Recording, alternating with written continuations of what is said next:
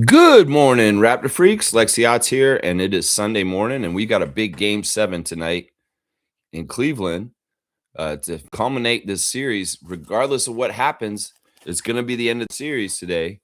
And, well, there's a lot of different outcomes that could happen. The Raptors win, well, they go to the next round. The Raptors lose, they're out. The other game today is Detroit and Orlando. And, well, the Magic win against Detroit, and they'll play in the next round. And Detroit will play in the next round, and they win. Now, if there's an outcome where the Raptors win and the Magic win, there's a basketball game in Toronto on Tuesday night, a game 1 of Magic and Raptors in the second round. You know, a couple of weeks ago on a Sunday, a lot of things happened in a special way that just seemed to work out, and it ended up being the Raptors and the Cavs in the playoffs. I don't know. Maybe some of this can be finagled and worked out once again today, and there will be a Raptors game at home on Tuesday night on May the 5th. That's right. Yeah, we got all the pertinent information to get you ready for Cavs, Raptors, Game 7 of the first round 2026 NBA playoffs. Yeah, who would have thunk that the Raptors would do so well in the playoffs like they have right now? Well, I was hoping that'd be true. I didn't know for sure, and I'm glad it is happening. All right, so let's get right into it. Latest lineup news. And, well, I wish it was good, but it's, nothing really changed. We know that Emmanuel's out because he has been declared out for this series. It's just the timeline doesn't fit right. Now, if you go and look at Emmanuel's profile, it says that he could return possibly by the 5th. So could there be a possibility that if we win today, we get our starting point guard back for the next round? That's the thing. We got to win today, though. And then Ingram is, questionable is the official word. It's just like the other day. He was officially questionable and then downgraded to doubtful on the day of the game. I wouldn't hold your breath for Brandon Ingram to return today. He has been in a walking boot most of this past weekend. So I don't think we're going to get Ingram back. We're going to have to go with who we had in the last game when we won Game 6 on Friday night. And, well, you got Scotty Barnes, you got Star J. Barrett, you got Colin Murray-Boyles, you got a chance still. So, yeah, the Raptors are really going to have to play at a high level on the road, and they're going to have to break a streak that is people keep throwing in their face. No, Raptors have never won in Cleveland in a playoff game. Well, it's time to make history, gentlemen. It's time to go out there and do something about it because it is the time, because there's a lot of stuff going on like that right now. So, yeah, injury report for Raptors quickly out. Ingram, day-to-day, questionable. And, well, nobody on the injury report for Cleveland. The ESPN matchup predictor is giving a 60% chance for Cleveland to win. We've got about a 39.8% chance of winning is what they said. But that's pretty good. That's 4 out of 10 chance for the Raptors to win today, guys. And it's a better percentage they're giving us than the Orlando Magic in Detroit. Yeah, they're giving us a better percentage to possibly win than them. So, yeah, there's your latest lineup news. Let's not waste any time. Let's get right to the referees. And the referee crew is actually really good today for the most part. We'll see. The crew chief for today's game is not Scott Foster, is not Tony Brothers, is not Mark Davis, is not Ed Malloy. The crew chief for today's game is going to be Zach Zarba of New York, New York, number 15 in his 25th season. His favorite TV show is The Wire. He likes the movie The Godfather. He eats shrimp oranganata. He likes Twitter. He would like to visit Italy, and his hidden talent is cooking. Before joining the NBA, Zach Zarba officiated in the G League for 2 years, where he worked the finals. He also refereed 1 year in the Continental Basketball Association and 2 years in the International Basketball League. So wait, he refereed in the CBA? I guess if he's been around for 25 years, I guess he could have. Yeah, Zach, we had him twice this year. And wait, where's that spreadsheet? What did I do? Okay, hang on. Let me just open it up real quick.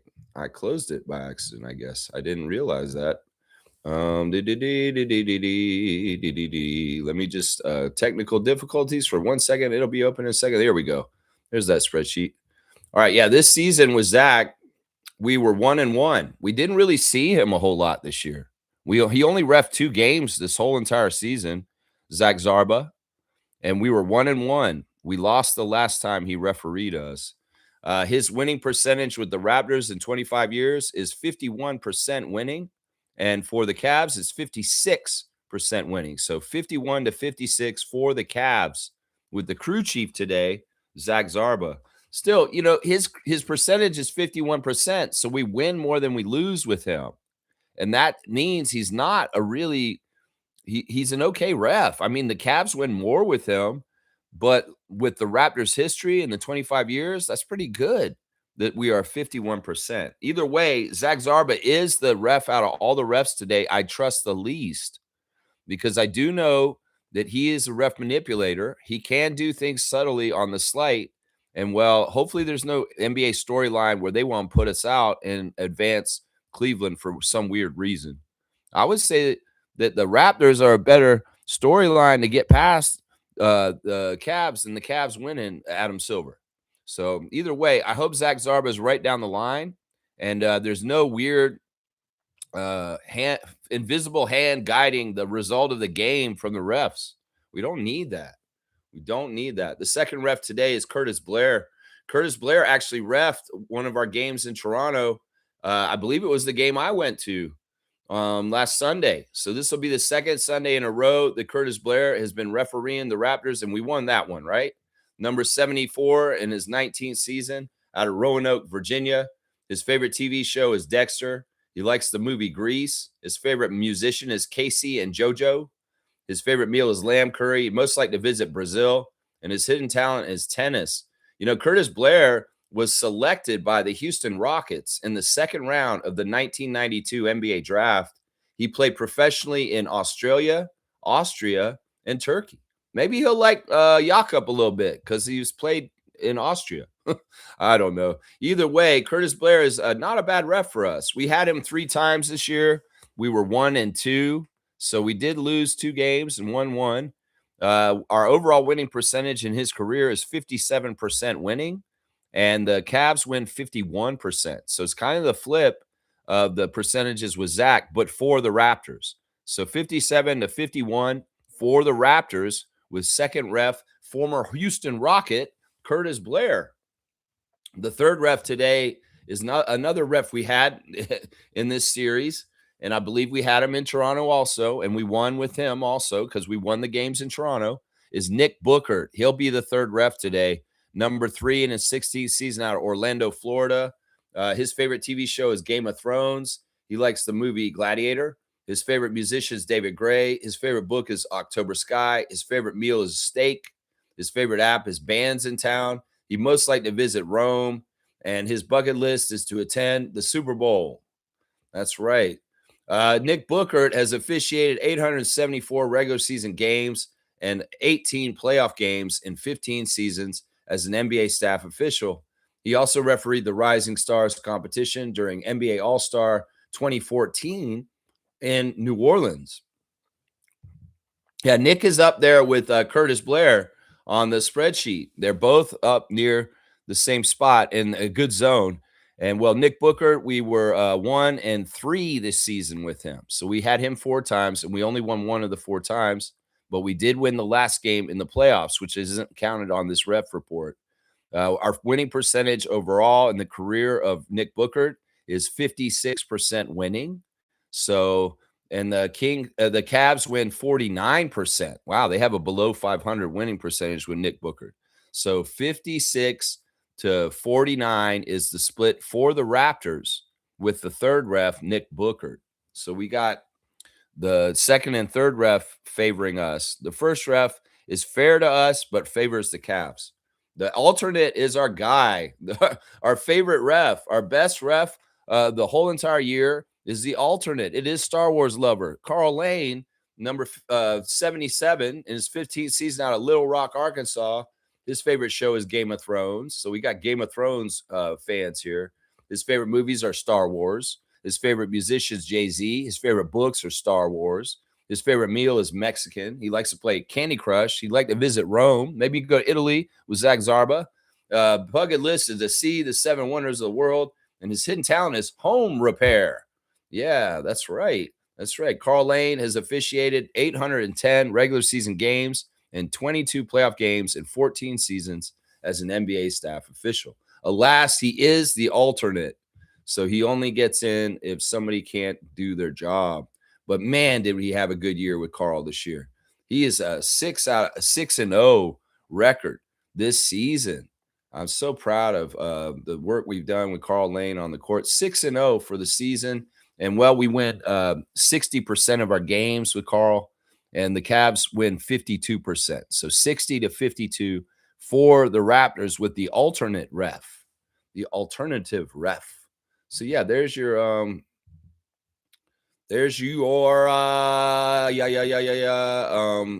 ref report. What is wrong with your brain? Why is it not working? Okay, wake up, Lex. It's game 7. Come on now. All right, of course, today, Locker Vision has told us this is the Raptors jersey for today. They're going to be wearing the red with the black chevron, my Scotty jersey. So, yeah, if you want to color coordinate with the team and match them while they're playing today, this is the one you got right now. This is the one they're wearing today. All right, there's your setup for the game with the ref report, the jersey lookup, and the latest lineup news. Yeah, I would say this. Zach Zarba, man, it could go either way, man. It could very well be he'll help us. It could very well be he will hurt us. I don't know. It could be similar to what happened with Tony Brothers on Friday night, where we've got a crew chief that's kind of against us, and then the other 2 refs are fine, and they're going with us. You know, I trust Curtis Blair and Nick Booker. Those guys are good refs. They've been very, very good refs. With Zach Zarba, he is an agent of the front office of the NBA. And I don't totally trust him. Although he is a good ref. Historically, he's a great, upstanding ref, but I've paid attention to him closer. And he really does do some Ed Malloy ref manipulation kind of stuff sometimes. So we got to watch him. It could very well be, though, he's looking out for us, though. That's the thing. I can't say definitively for sure if that crew chief will be bad to us or not. It could go either way. Trevor J's here. Good morning to Trevor J. He's got his words of wisdom. He's saying, you already made it through things that should have broken you. That is not luck. That is grace. God has been caring more for your life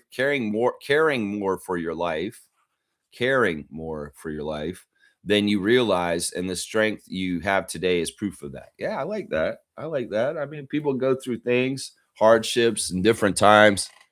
And, if you're still, you get stronger for it. And in some ways you have to have gratitude that, you got through it. And, if God's protecting you, that's great. That's great. That's fantastic. Blessings to the Jones family, all the Raptor Freak families. Yeah, let's see. His head has never left you. His head has never left you. Okay. Oh, that's part of viewers. Okay. That's part of the rest of that comment. All right. Trevor's saying this. Celtics fans was so upset last night because the Sixers beat them at home. All right. Trevor is the cue cards guy. And in some ways, I like to kind of save some of the stuff for later in the show. But he wants to start with this game with the Celtics and the Philly team. I was like, man, I'd rather do this later in the show. I don't want to make this such a front part of it, but we'll go ahead and make it right now. All right. I'm going to do my Raptors Redder of the day because this is where I wanted to talk about it.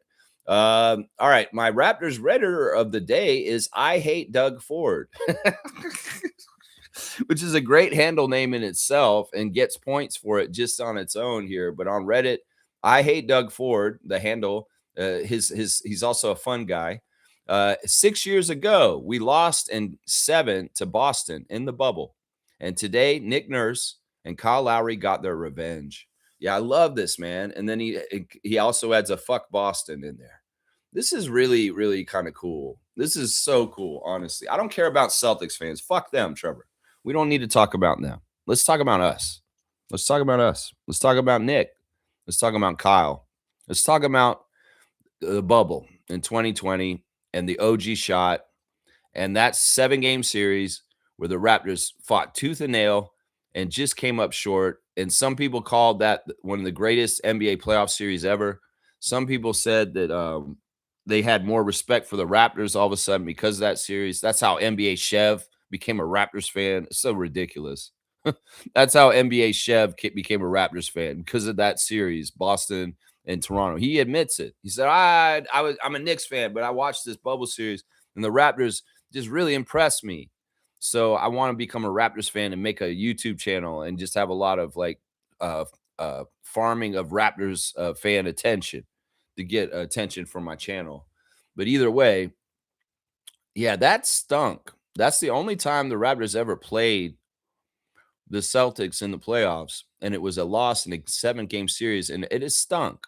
It was kind of the ending of the championship guys, because after that, we lost Mark Gasol and Serge Ibaka, and eventually start to lose more and more of those guys as time went on with Kyle and Fred and Nick and Pascal and OG and all those guys moving on to other places in the years to come.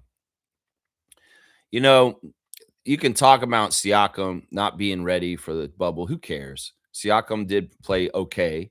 And, we were that close. The biggest factor wasn't Siakam.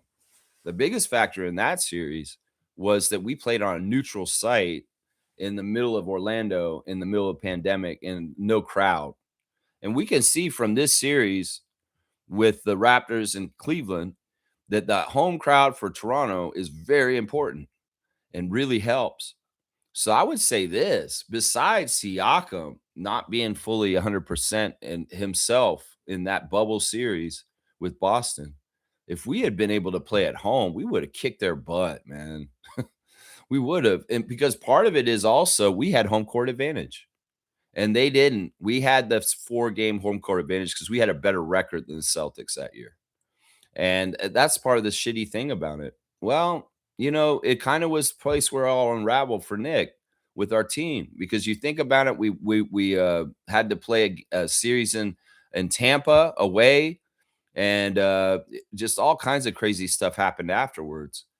And well, it's kind of ironic that Nick Nurse on the Sixers got revenge against the Celtics, and in some ways, this is a win for Raptors Nation. Because look, man, what this is such a crazy roller coaster for Boston this whole year.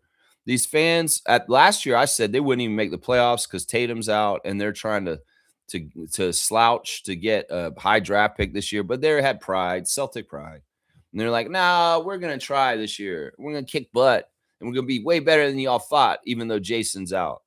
And they were right. They were way better than we thought. And they did stay near the top of the Eastern Conference the whole year and got to this point. Now they're out in the first round. That is just sad. That is so sad. That is just amazing in some ways, too. Who would have thunk the Raptors as a team are surviving in the playoffs longer than the Boston Celtics this year? Because that's true. The Celtics are out as of last night, and we got a game to play today. And it may be just timing, sure, depending on how the outcome goes today.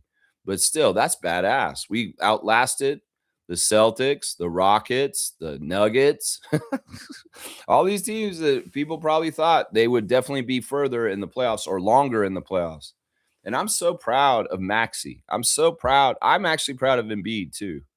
I'm proud of the Sixers. I was with y'all yesterday. I said it on my stream. I'm rooting for y'all. I want y'all to beat Boston, and y'all went and did the job.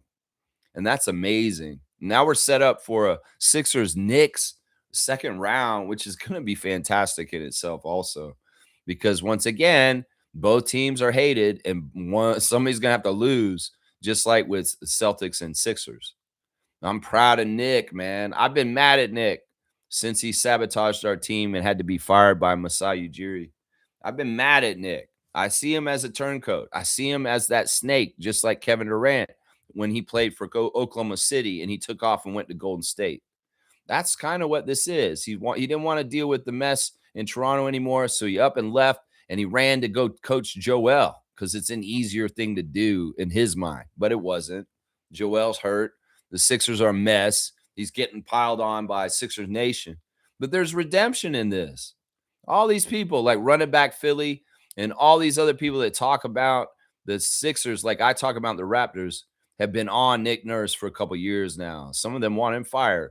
Some of them hate him. Some of them are just like, this guy is pissing me off. Well, how you feel about him now, Sixers fan? Huh? Yeah. This guy's an ultimate competitor, and in some ways, this is part of the reason why he won a championship with the Raptors. This is part of the reason why he's a maniac, and he's one of the best coaches in the league. And I just love this. What happened in the Celtics, Trevor? The three-point shot caught up with them. Those dummies. They built their whole team around the three-point shot. And I've said this in the past on this channel. The three-point shot comes and goes. And if you're going to rely on the three-point shot, well, you're doomed to lose. Because if that's your bread and butter and the only thing you do in your game, you're fucked. You're not going to win. And that's exactly what happened last night. They're so dumb. Joe Mazzulla is an idiot. You know, all these people say he's a smart coach. He's not. He's an idiot. He totally screwed up last night. And Boston fans should be all over him for the biggest mistake of the whole entire year. A game 7, and he started a totally different starting lineup, including guys that had no business being out there, like Baylor Shearman, Luka Garza, and Ron Harper Jr. Like, why'd you get so cute, Coach Joe? You're an idiot because you put those guys out there. These guys are G Leaguers, some of them. And the Sixers ran you off the court immediately from the game. Nick Nurse capitalized on that, got the lead with Embiid dominating y'all at the beginning of the game, and didn't look back. The Celtics fans in Boston Garden last night had to sit through the whole game and watch their team get their ass beat the whole game. They were quiet, they were silent, and they were sad. And I love that.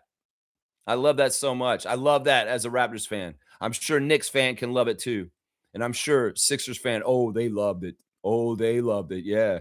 Their chant right now is, we want Boston. We want Boston. Because they said that before the series and everybody laughed at them. You want Boston, Sixers? You're crazy. You don't want Boston. Yeah, we do. Because we got Nick Nurse. He's a crazy maniac, psycho coach, and he has to win. And what do you know? Joel magically is healed from his appendectomy, and he is here, and he is dominant, and he is doing what he does. Yeah, I mean, I love this because the Celtics going out, well, they were a real threat in some ways to make the championship, but maybe not because of the three-point reliance. Maybe not because Joe Mazzulla is a fraud, acting like he's such a great coach, but he makes one of the most colossal coaching mistakes last night. And honestly, Celtics fan, you should be kind of like, what the is wrong with our coach? Maybe we need to get a new one. Seriously, I think y'all might need to fire Joe Mazzulla for this because this is pathetic. I know y'all weren't supposed to challenge for the championship, but you know, you guys could have been a championship contender, but this is a failure. You lost in the first round. This is embarrassing. And honestly, if I was the Celtics fans, I would be getting the pitchforks and torches out and saying, fire Coach Joe. Fire him right now. Seriously, I would do that. Because why the hell would he start Ron Harper Jr. yesterday? Like, seriously. I know Ron's great. I like Ron. He was on the Raptors for a little while. But he shouldn't be starting a game 7 in the playoffs. Like, what the hell's wrong with you? Putting Kata on the bench? Like, you didn't start Kata? And you got Joel Embiid out there? Like, what are you doing? You thought Baylor Shearman could guard Joel Embiid? You're a dumbass. And now Maxey and Embiid have made an NBA record as two teammates that scored like 30 points and had like 10 rebounds and like 5 assists each. They did something different. No, I'm so proud of Maxey. Maxey ran off 8 straight points late in the game when Boston was getting close and said, no, you ain't touching us. And Nick Nurse did what he does. He held the control of the game the whole game. It didn't let the crowd get into it and beat Boston on their own court in front of their own miserable fans. This is high drama. This is amazing stuff. This is the best. Let's just put it this way. Bill Simmons is in his feelings. This is the best. Bill Simmons, what did you say about the Raptors at the beginning of the year? And where's your team right now, motherfucker? And where's the Raptors? Yeah, you didn't think we were going to be in the top 6. Bill Simmons, huh? Well, where's your Celtics this morning? Yeah, you can thank a former Raptors champion coach, Nick Nurse, for that. Yeah, I'm very proud of them, man. I'm proud of them. And it's not often I'll be proud of the 76ers. It just sounds weird in some ways, but I'm so happy for the Sixers to beat the Celtics yesterday. And you go, Kyle Lowry. Get those feelings. Even if you didn't play hardly at all in this series, man, it's got to feel good too because you circled back and got them. And in some ways, this is partly a Raptors thing. Trust me, this is partly a Raptors thing. So we can get behind you, Sixers, on this one. You want to make it 2-for-1, Sixers? Go take out the Knicks next. And maybe we can see you in the Eastern Conference Finals if we get through our stuff too. That'd be a crazy thing if the Sixers can beat the Knicks somehow, because Nick's crazy and Joel's healthy for now. And then all of a sudden we somehow, some way finagle, Magic wins somehow this afternoon and we win later. And we've got home court advantage against the Magic in the second round. And then the Sixers are in the Eastern Conference Finals. We beat the Magic and we got home court advantage against the Sixers in the Eastern Conference Finals. And then all of a sudden, this is doable to get to the finals, guys. This is how this stuff happens. This is how 2019 happened. Things kind of just happen and the path opens up. So let's hope for the away teams to both win today, because that's the most ideal situation for the Raptors. Obviously, we're an away team. We need to win, But either way, on the flip side of the coin, the Raptors win or lose today, we're all proud of them, right? We're all proud of them, really proud of them. Great memories and great compete and great promise from this Toronto Raptors team right now, between the youth on our team and the amazing talent and our great coach, Coach Darko Rajakovic.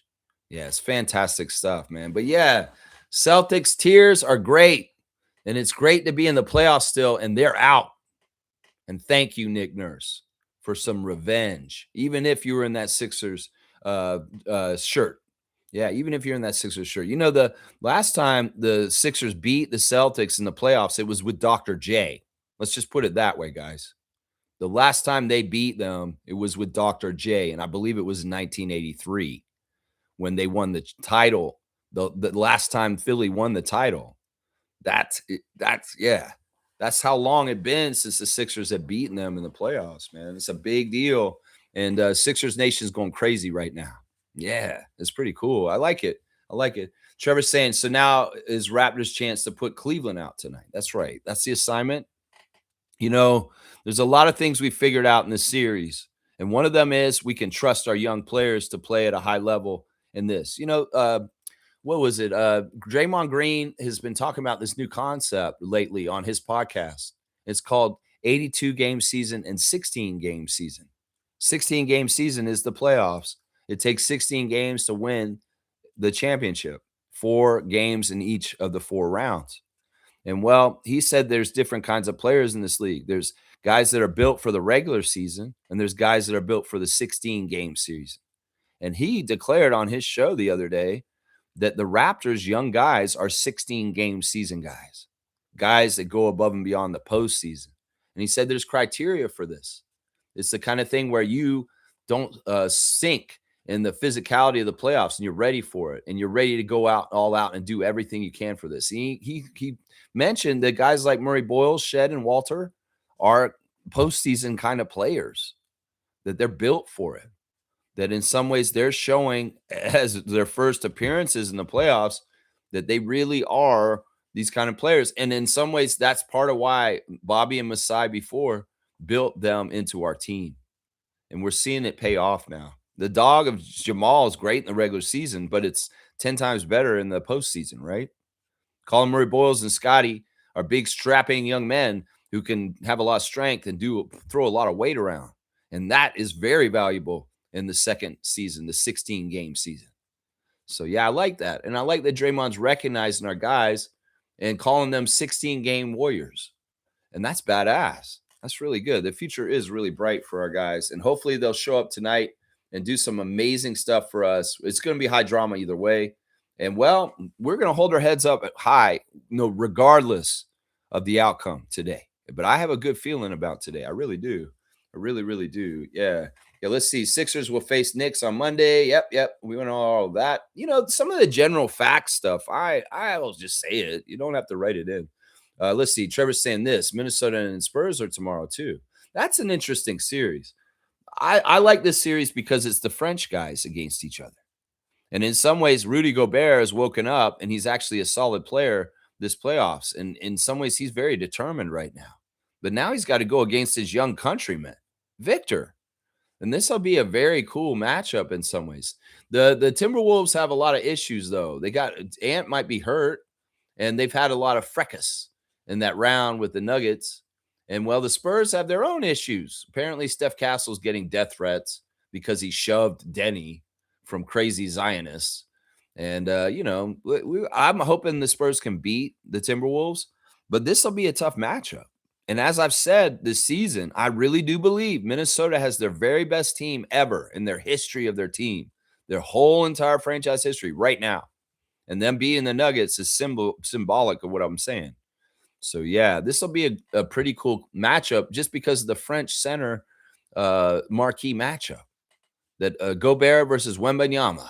They put on the same uniform for the same country in the Olympics, but this is going to be them head to head in the NBA playoffs. And it's going to be similar to SGA and Dylan Brooks in the first round with what happened there. Yeah. A lot of Suns fans are confused. They saw SGA's post. SGA had that crazy post about who's the villain, and he's the villain because I'm the villainous one. And he has Cancun on Dylan Brooks's back on his jersey in the picture. Some people don't realize, they don't make the connection. These guys are buddies. They're on Team Canada together, and there's no ill will. In fact, Dylan probably thought the post was funny, and he probably is like, that's totally fair. You did put me out, and I did talk mad trash. But yeah, there's nothing but Canadian respect between Brooks and Gilgeous-Alexander. And I don't know why everybody's overreacting to SGA's poetic post, because he does these all the time. He's a wordsmith. He likes to make rhymes. And, SGA has put out these Instagram posts with his little rhymes and stuff after games last year. And when they won the championship, he did that last year too. So this is nothing new. This is nothing special. And anybody's taking offense for Dylan Brooks for this, well, get over yourself, because Dylan thinks it's funny himself, and he ain't got no problem with it, because that's his MVP on Team Canada that he guards and plays all out for, and vice versa.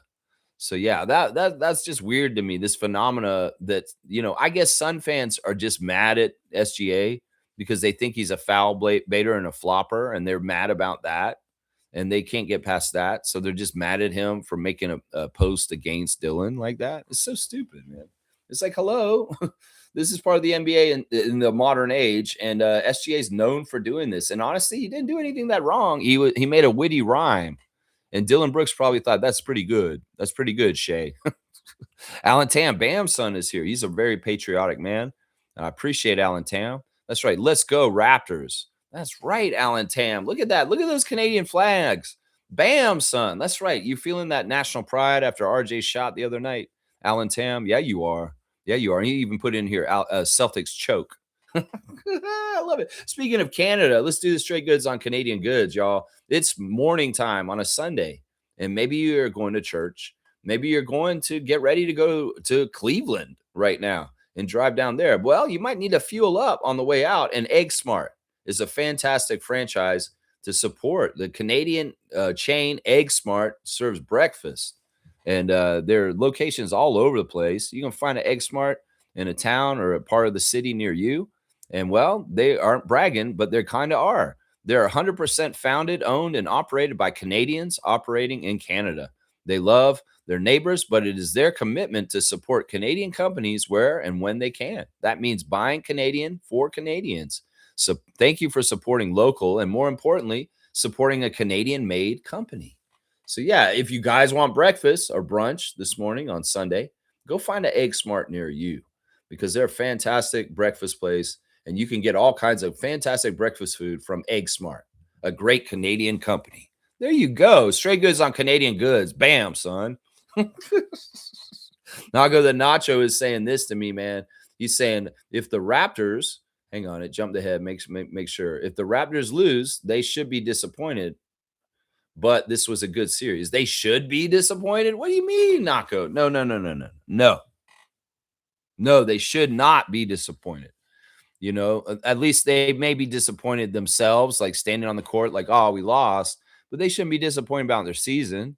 They shouldn't be disappointed about anything other than, maybe they feel the disappointment of loss for a second. But that's it. No, nobody should be disappointed. Seriously.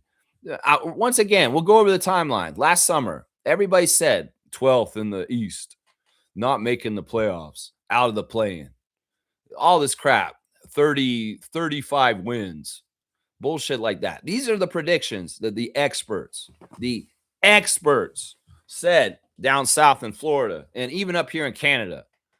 Ugh, that's not what I was saying. I was saying top 4 seed, playoff spot.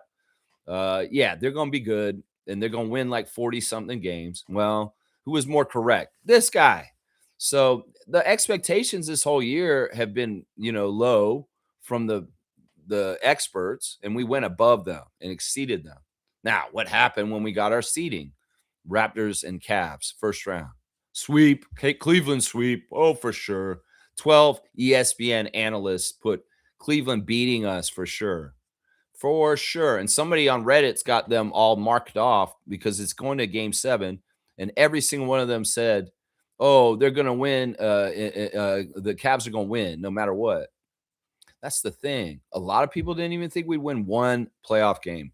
And we've won 3. We've won 3, Naka. So this is success all around. I told myself, look, at the beginning of the season, I said, I'd like to make the playoffs straight up. And even if we make the playoffs, I understand we're a young core. We could flame out and get swept. I was bracing for that just in case in this series, and it did not happen. And I think that every Raptors fan feels like me. It's like, whoa, we're actually winning some of these games in the playoffs, and I'm proud of them. Because, listen, even though there's so-called experts, and they are biased, and they don't know what they're talking about, there was a lot of doubt in us, and we proved them wrong. So there's nothing to be disappointed about because honestly, we've done more than the experts thought, and they've done more than I thought even. So, you can change the expectations as you go, but I don't. I look at the whole big picture and I say, well, they got to do this and they got to do this, and I'll be happy for the year. And they've already done what I wanted them to do for me to be happy this year. So I'm not disappointed in them. Regardless of the result tonight, I'm going to be very proud of them, and we're going to celebrate them either way, whether it is a victory and going to the second round on Tuesday or a culmination of a fantastic year and everything that we did this year. That's it right there. That's it. Jimmy Pope is in the house. Pope of Positivity, good morning to you. Every morning you have 2 choices. Continue to sleep with your dreams or wake up and chase them. Go Raptors. Wow. Wow. Yeah, I even told my dad last night, going to bed, I said, man, dream of them winning tomorrow, Dad, please. Hopefully he does. My dad has funny dreams sometimes. Like one time he just had a dream of an orange. He told me that once. He's like, I just had a dream, and it was just a piece of fruit sitting on the counter, and it didn't move or anything. How long was that dream? I don't know, an hour, something like that. I don't know. That's interesting. That's weird, man. But that's kind of cool too. You're just dreaming of ordinary objects just sitting there. That's kind of interesting, isn't it? That's weird. But yeah, let's chase these dreams today. Jacoby Walter. Yeah, there's a stat out saying that Jacoby's stats in his first playoff games are reminiscent of Kobe Bryant's. Did you guys know that? Like he's actually ranked higher than Kobe Bryant for a certain stats. And I believe it's like scoring percentage and 3-point field goal percentage. Something crazy like that. I don't know. I saw the thing on somewhere yesterday. I'm like, holy crap. It's like Jacoby with his namesake, Kobe. And they're like, yeah, he's doing some special stuff, even though he did miss a lot of shots there in 2 of those games. Let's keep going. Fiercey's here. Good morning, MJ. Good morning, fam, and happy game day. Let's get the W tonight, fam. Keys to the victory: play smart, play together, play Raptors basketball, and grab all rebounds to create opportunities. Yes, the biggest adjustment I'd like to see today is to stop the offensive rebounding of the Cavs. Whatever. Find your guys, box out, 2 hands on the ball, Raptors. I mean, I've seen that clip of Darko making Sandro Mamukelashvili do push-ups because he didn't rebound with 2 hands on the ball. So, yeah, 2 hands on the ball. Sometimes I see y'all like grabbing it with just 1 hand. Don't do that, Colin. Bring it together with your strength and pull it down because all that physicality and stuff like that matters. The other thing I would give them as an advice to win today is clean up your act. Stop being fancy. Last game, y'all had unnecessary turnovers because you want to be cute. This isn't this part of the season to be cute. You can try this shit in preseason, in the regular season, but not in the postseason. There ain't no time to be doing no looks and behind the backs and fancy dribbles and all this other bullshit. Don't do some crazy dunk and a breakaway. Just lay it up and make sure it goes in. Everything has to be executed to the utmost. And you lead yourself to a percentage of failure when you're trying to be cute and you want to do a little, oh, I'm going to do this back behind the back pass. No, Colin, don't do that. Oh, I'm going to do a no look pass here. I don't have to. No, Scotty, keep it simple. If you don't have to do it, don't do it. No looking back when you're on a breakaway dunk. No, Scotty hasn't done that in a while, has he? We haven't seen him do that, have we? No, because he's cleaning up the extraneous shit that is not necessary that can actually get them in really big trouble in the postseason. So I say, make sure you don't let them offensive board and clean up your act with like not being cute and just play fundamental, strong, good decision basketball. It doesn't have to be pretty. Just make it effective. That's what I say. And another thing is take care of your free throws. That was a big factor for why we won game 6. And we're going to need you guys to do it again today. So very much commit yourselves to making all your free throw shots. And it'll be harder because you're going to have that Cleveland crowd trying to mess you up. The other thing is you could take a page out of Nick Nurse's book last night and shut that crowd up early and beat their ass all game and don't let the crowd be a factor in the least. That's what they did to be successful yesterday on the road in a game 7. The Sixers, they shut up that crowd by dominance by Joel. And then, the Celtics fans just got to sit there and watch a horror show for the rest of the night. Yeah, that's it right there. We want a horror show for the Cavs fans in their own arena tonight. And that's the template. You got to hit them hard, get the lead early, and maintain that lead. And y'all practiced that on Friday night in game 6. Y'all got the lead for most of the game, and you had them below you for most of the game. But in the game, they came and tied it up and put it into overtime. And in some ways, they took a lead for the first time in overtime from like the second quarter. So this is really important. If you can do this, Scott, if you can be powerful with RJ and Jacoby and the guys and Colin, you got to try and keep that level up above, because the more you keep the Cleveland fans out of this game, the better chance you have to win, because we don't want them feeding energy to James Harden, Donovan Mitchell, Evan Mobley, and them. No, we don't. So this is a very big key to victory. And I like Fiercey's too. Grab all the rebounds. All of them. All of them. UC saying this. Good morning to Raptor Freak UC. Let's fucking go, Raptors. Good morning, Raptor Freaks. First time I'm not worried about them playing in Cleveland this series.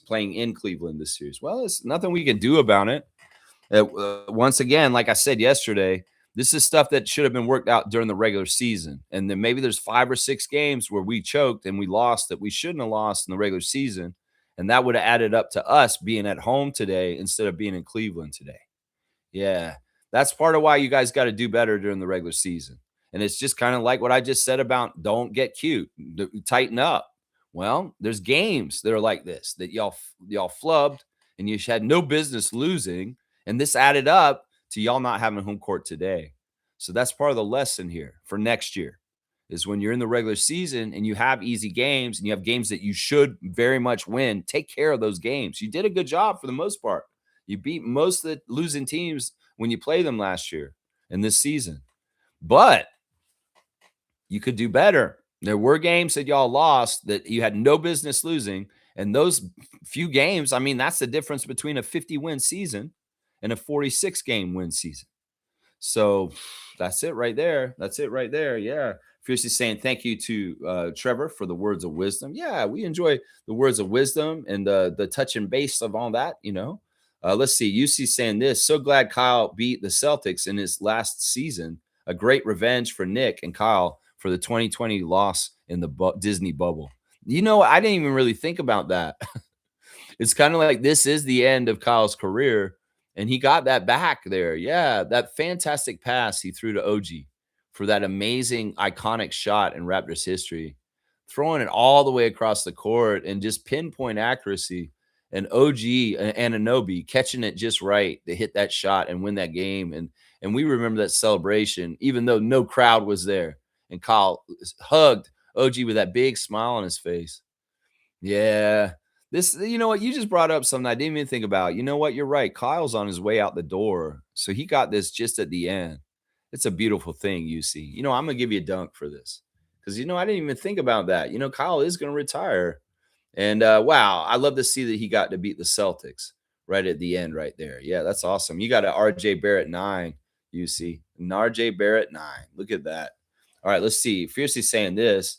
The Celtics blew a 3-1 lead to a play-in team.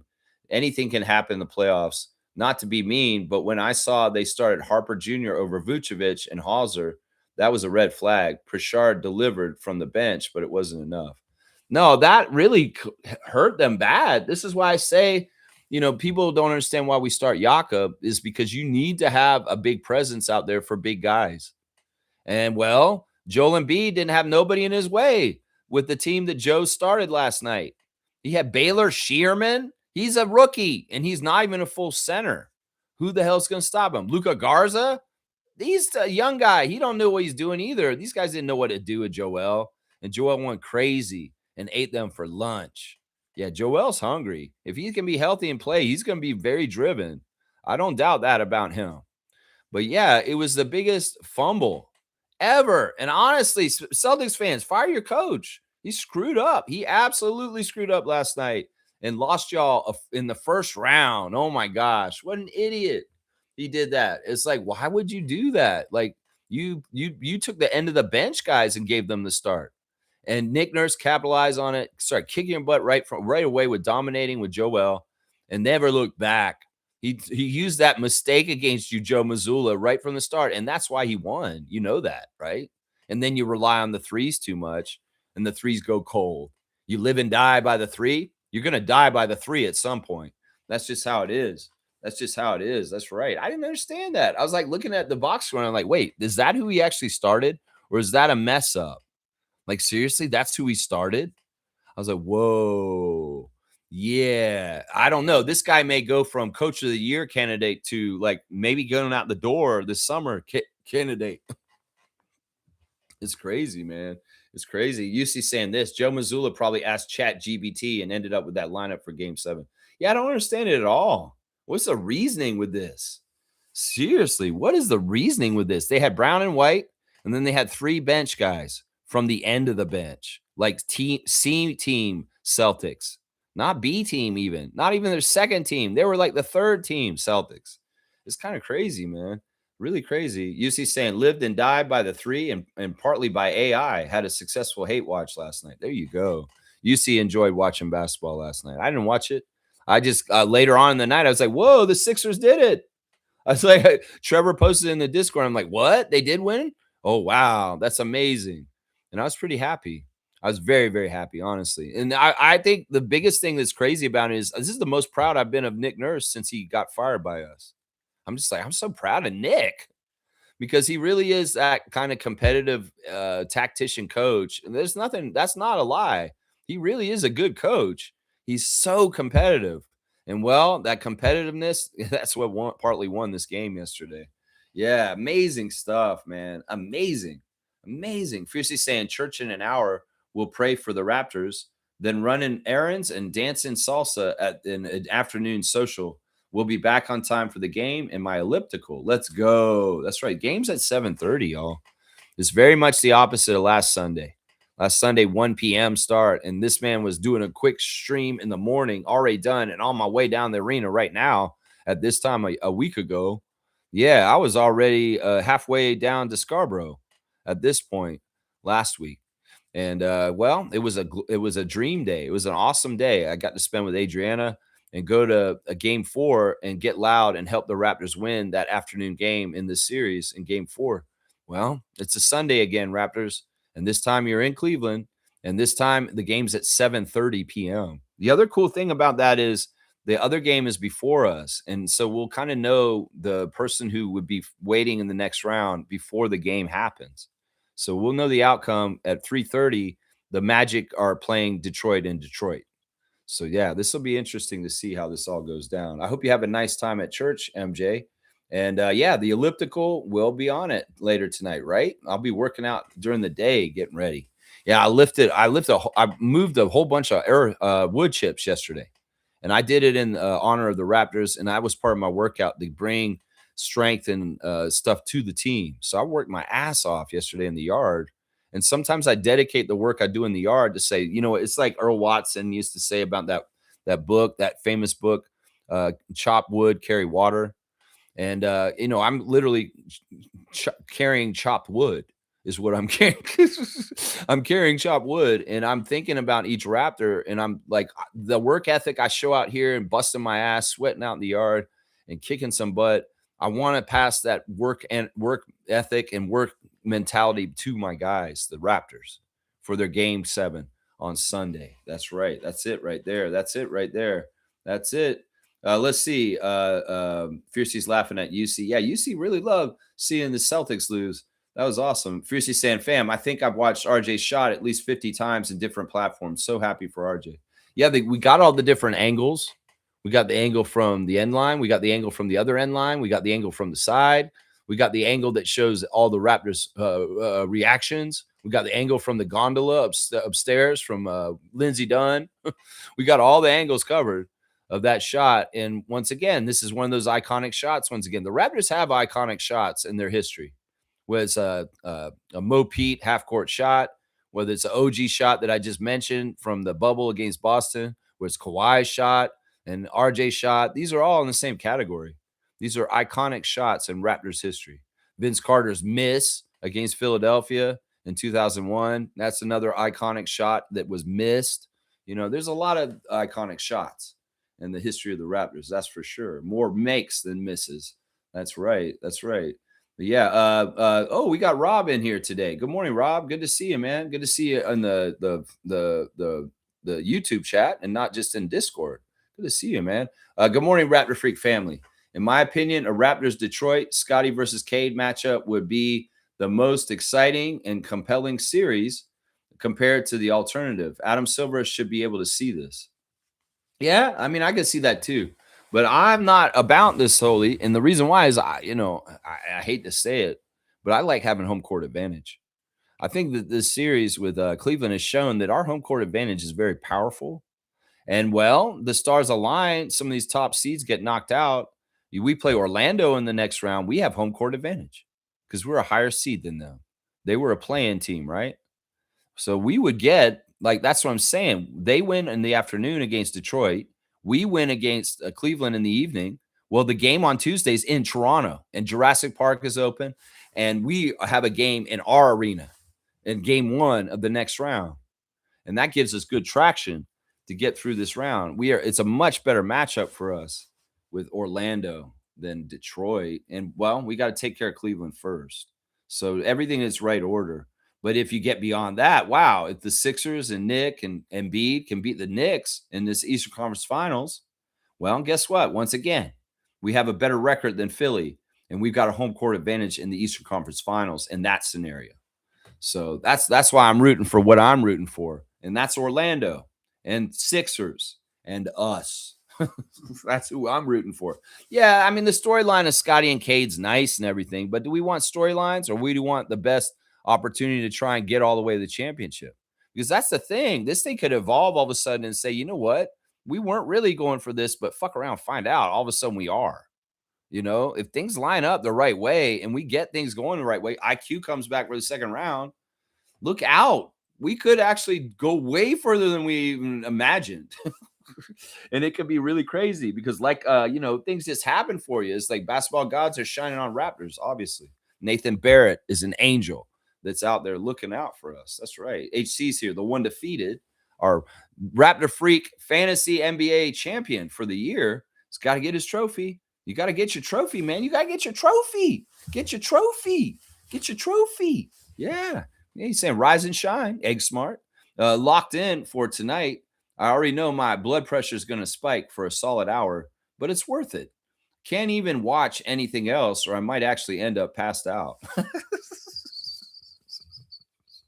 AC is just tenuous is the word. And in some ways, it's like, man, he's got to get there just to 7:30. So, yeah, there's not going to be any watching the Detroit game with Magic. There's not going to be watching any baseball. There's not going to be watching any WNBA or anything like that that's coming up right now. No, none of that. Okay. Okay, he's got to save himself. Is what he's saying. All right, let's see. We've got a crazy name, Hugh, 9698. He's saying fourth quarter will decide this game. We cannot afford another fourth quarter collapse in this series. Yeah, these collapses aren't really collapses. I kind of went over this yesterday. This is just the Cavs intensifying their defense for the fourth quarter. This is part of the scheme of Kenny Atkinson.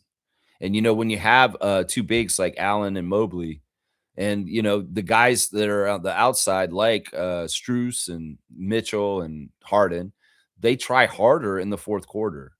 Like they go all out, they amp it up. And you could call it a collapse. I would say that it really is indicative of them intensifying their defense and us finding fatigue later in the game. And sometimes our legs aren't under us and we don't make as many shots as we did earlier in the game. So I don't, you know, whatever you want to call it, you want to say it's something that happens all the time. No, it doesn't happen all the time. But the one thing I will say is that there have been games in this series where the Raptors have been winning most of the game, and then it gets closer in the end of the game, and it's dangerous. Like the game I went to last Sunday, game 4, they were down by 8 in the last 5 minutes of the game, and they had a very strong finish to make sure they won game 4 last Sunday. So, there's going to be weathering of the storm. It's a game of runs, and there is a proclivity for the Raptors to stagnate sometimes on their offense and not be able to score. We've seen that all season. But, we'll just have to see. That's why I always say during the meat of the game, the whole game, limit your mistakes and get a big lead. Because the bigger the lead is, the less the refs can manipulate and the less you're going to be touched by them trying to come back and get close to you. So you want to have that big lead. You want to shut that crowd up and you want to have a buffer. So there's no weird stuff from Zach Zarba. Yeah, that's what I would say right there. Thank you for the comment and the subscription, 9698. And I'll be like Scotty right here and say, I'm not saying your name. Scotty used to do that with controversial names on his Twitch stream. He would just read over their name. He's like, no, I'm not saying that. I'm not saying that. Jimmy's saying this morning. I'm going to be clenching my cross the whole game. Laugh out loud. God willing, we can pull this off. I mean, I really am just kind of like let the chips fall as they may, and I'm just proud of them no matter what happens. And in some ways, that's very freeing. We could think about this in the same way. It's like, you know what? The Celtics had a lot of pressure yesterday, and they failed. They were the ones who had saw all these expectations. In some ways, the Sixers, yeah, they had expectations and stuff, but with the injury to Joel near the end of the season and the absence of Paul George most of this year and different things like that, their expectations and what people thought for them weren't the same as Boston's. So it's the same thing with us. The expectations for us aren't the same as the expectations for Cavs. And the Cavs have all the pressure today. They really do. In some ways, everybody's picked them to beat us. So, there's no pressure on us to win. Although if we win, wow, we have everything to gain. In some ways, we have nothing to lose and everything to gain. And they have everything to lose and nothing to gain. And that's the really interesting thing about this game today is because if they lose, wow, shambles, big disappointment, highest payroll in the NBA. Now, we lose, well, they expected that. And everybody will say the Raptors took the Cavs to 7 games. Wow, I'm really impressed with that. So this is man, we ain't got nothing to lose and everything to gain. And it's the opposite for them. So in some ways, that pressure can be really weird in some ways. The thing that Udonis Haslem pointed to when he predicted that we were going to win this game today against all the rest of the Amazon Prime board with Steve Nash and Dirk Nowitzki and Blake Griffin. Shame on you, Steve Nash, once again, not picking your godson in your home country. He said basically this is the reason why the Raptors will win today is because they want it more and they're going to play harder for it. And I believe in what Haslam's saying. I think that is going to be the big, huge factor today is that we're going to go all out and we're going to leave it all on the line. And we're going to, because people are noticing, right? Since Darko called them out after game 2, y'all need to be more tired after the game. We're seeing them tired, right? We're seeing them laying it all on the court and leaving it there. And if they have any ounce of energy at the end of the game, well, they didn't do their full job, did they? No. and they understand the assignment, and they're doing this for Darko because Darko's the kind of coach that people run a wall through. So you got to ask yourself: is James Harden the kind of player that will run through a wall for Kenny Atkinson?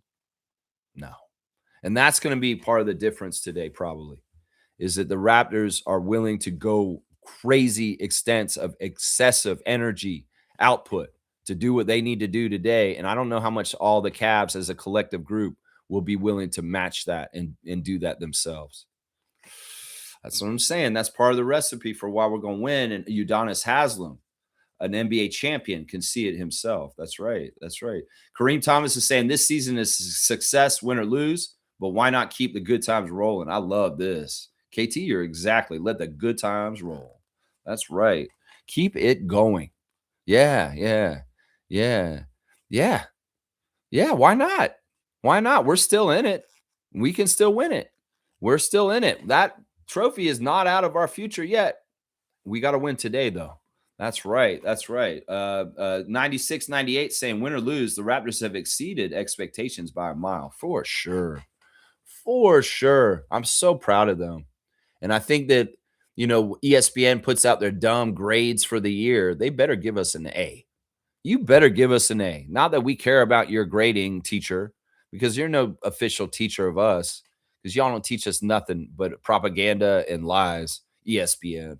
So, yeah, whatever. You're going to come out with your season grades. You better put an A on the Raptors for this year. You better. That's right. That's right. KT saying, is there an update on BI? I'm assuming he's out, but hey, we need him for the next round. No, there's no real update. Let me go look at the breaking news just to be sure. But yeah, there's no real update. It looks like the Cavs are going to have shirts today, so they're not cheaping out on their fans. They got a shirt. Josh Lewinberg has posted it just now, 27 minutes ago. They have a black shirt with the whole entire team's faces all around. Wow, Cleveland owner loves their fans. They're going to actually get shirts for this game 7. Wow, Ed Rogers, you looking bad with your rally towels, buddy. Yeah. Let me just see. Karthika has a nice stat that came out last night. I like this. She said that since 2021, road teams are now 10-7 in game 7s, y'all. That's a winning record. The road team has the winning record in game 7 since 2021. 10-7. 17 game 7s, and 10 of them the road team won, including last night's win for the Sixers over the Celtics. So there's your stat of the day from Karthika, queen of stats at TSN. Yeah, there's no news on Brandon there. I'll just say it. Don't expect him. We can't expect him. Don't depend on him. We got to do it the way we got to do it. In some ways, I would say, I hate to say it, that, Brandon not being out there in some ways is good because Scotty's doing more. And we want Scotty to do more, right? We see what Scotty's doing, right? We want Scotty to do more. And I think if Brandon was out there, he'd be taking a certain slice of the pie in possessions and holding the ball. And who knows what those outcomes are. I'd like to think that they zero in and laser shots going right through the middle of the net. But there is a little bit of dribbling off the foot and just a little bit off on his shots where it rims out and falls out. So you could make an argument that it's a blessing in disguise in some ways because Scotty has to take a bigger piece of the pie and do more himself. So I'm not worried about Brandon playing or not. If he plays, that's fantastic. We need his weapon. We need him as a person out there and just what he does. But if he isn't out there too, you play to the pluses about it too. And that means more touches for Scott. That's what I'm saying right there. That's right. Either way, we can't control it. It's the serenity prayer. Know what you can and cannot control, and control what you can and empower yourself. That's what I would say. We can't control this, right? We can't control this. Great hoops all around. That's right, Jimmy. Great hoops all around. The playoffs have been fun, exciting, and surprising. Let's just put it that way. They've been surprising as of last night. That's for sure. Smooth Brown Man saying a G League lineup in a game 7. I know, Reggie. I know. It was Jaylen Brown, Derek White, Baylor Shearman, Ron Harper Jr., and Luka Garza was the starting 5 for the Celtics against the very good regular starting 5 of the Sixers, which is Maxey, Edgecombe, Kelly Oubre, Paul George, and Joel Embiid. ridiculous. And they kicked their butt right away. And it was a mistake right away. And Celtics fans were like, what are you doing, coach, right away? Because right away, Nick was like, oh, you're going to do that? Well, I'm going to make you pay. And he did. He bullied the hell out of them with Joel. And they didn't have no answer for Embiid. It was awesome, man. UC saying this, the media was unanimously choosing the Celtics to be in the finals, and I hated that. Same thing as last season when the Celtics was absolutely blowing it up against New York last year. See, that's part of the fun too, is you're right, UC. A lot of the pundits who picked all these bad things about us picked the most glowing things for the Celtics. That's what I tell you. There's bias in every writer around the NBA. Bill Simmons is the epitome of it. And in some ways, you can't take their advice or opinions naturally because they are biased.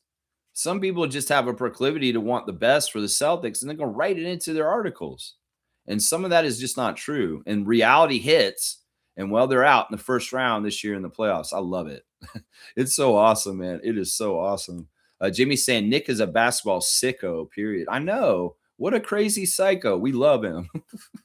This is one day where I will take ownership of our championship coach, Nick Nurse, because the disgrace of him leaving and how he got fired and what he did to our team, in some ways, like I feel good things for him right now because of this outcome last night. Nick, you're a badass, man.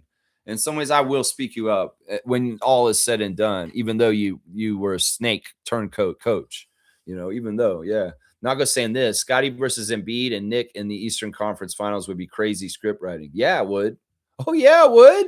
Especially since the team that did it to Embiid, that was coached by Nick, is now his coach, and he'll be coming back to the same arena where all that trauma happened. Oh, man, that'd be crazy script writing. And, Scotty has a history with the Sixers, being coached by Nick in his rookie year against the Sixers in his first ever playoff series. And I mean, there's high drama there all around. And by that time, can we be full strength and have all 5 of our starters? Man, that would be an epic series. And Adam Silver, you'd be smart to orchestrate this. You got some ref hit jobs you want to do? Why don't you orchestrate a Sixers and Raptors Eastern Conference Finals and see, wow, what that will bring you. Oh my gosh, there's a lot of history there with Philadelphia and Toronto. That's right. A lot of history right there. Woo-wee, that'd be crazy. That's right. Jimmy's saying Ant is my favorite player other than anyone on the Raps. Shame he got hurt. Yeah, I don't like hearing that either.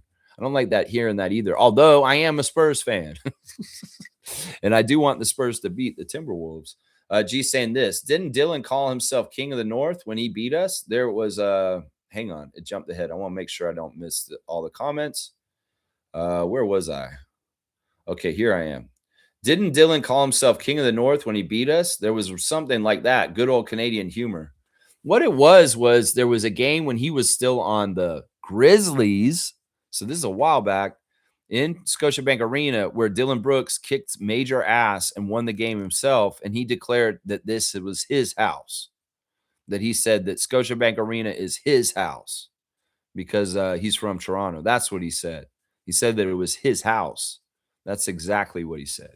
So, I mean, that's really just him being braggadocio and cocky and the victory and winning it. And he had bugged me that day. He was like, man, don't be doing that. But then, like, you know what made me turn around on Dylan Brooks was the Team Canada stuff. Watching him play for Team Canada and do what he does for Team Canada. And then hearing Chris Boucher talk about Dylan and his friendship with him from playing in Oregon with each other in college. And talking about the real Dylan, and then hearing the real Dylan and behind the scenes and like who he is, I was like, okay, there's a persona he's using on the court that isn't necessarily who he is truly, but he likes to use it because it's a part of his marketing and making him a part of the NBA and stuff. So the thing with Dylan is, I think that what happened was with Gilgeous-Alexander in that series with the Thunder. He talked mad trash on the court. He did. Dylan talked so much smack to Lou Dort and SGA when he was combating them in the first round. And, well, SGA just came back around with the receipts and probably the very equal energy. That energy that SGA showed to Dylan in that Instagram post is probably very similar to the stuff that he was saying to him during the series. So it was just a little get back at the end, the last laugh, so to speak. And also SGA likes to do these recap kind of posts on IG after rounds, just like Siakam did last year with the Pacers. They beat the Knicks, and he did a whole post about commemorating that series. And so that's kind of what that is too. Stargate's here. Good morning to Stargate. Fiercely saying SGA haters must be complaining. We get the joke. Well, there's a lot of people that hate SGA in the Western Conference. There's a lot of people that are saying stuff like anybody but Oklahoma City this year. They don't want to see them repeat, and they're putting a bounty on them on the other side. And Suns fans are involved, Nuggets fans are involved, Rockets fans are involved, Lakers fans are involved. They're all against the Thunder winning a second championship in a row.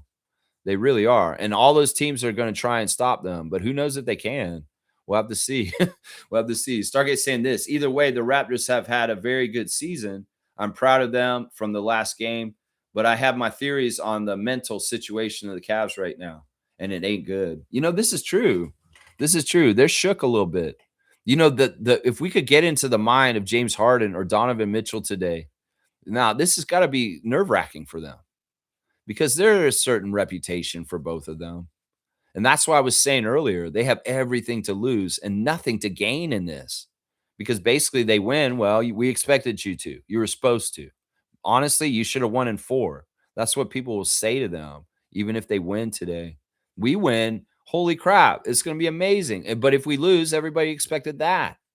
So it's like the pressure's off on us. And meanwhile, James Harden, that clock is ticking. It's not like he's any younger. And that beard is getting grayer.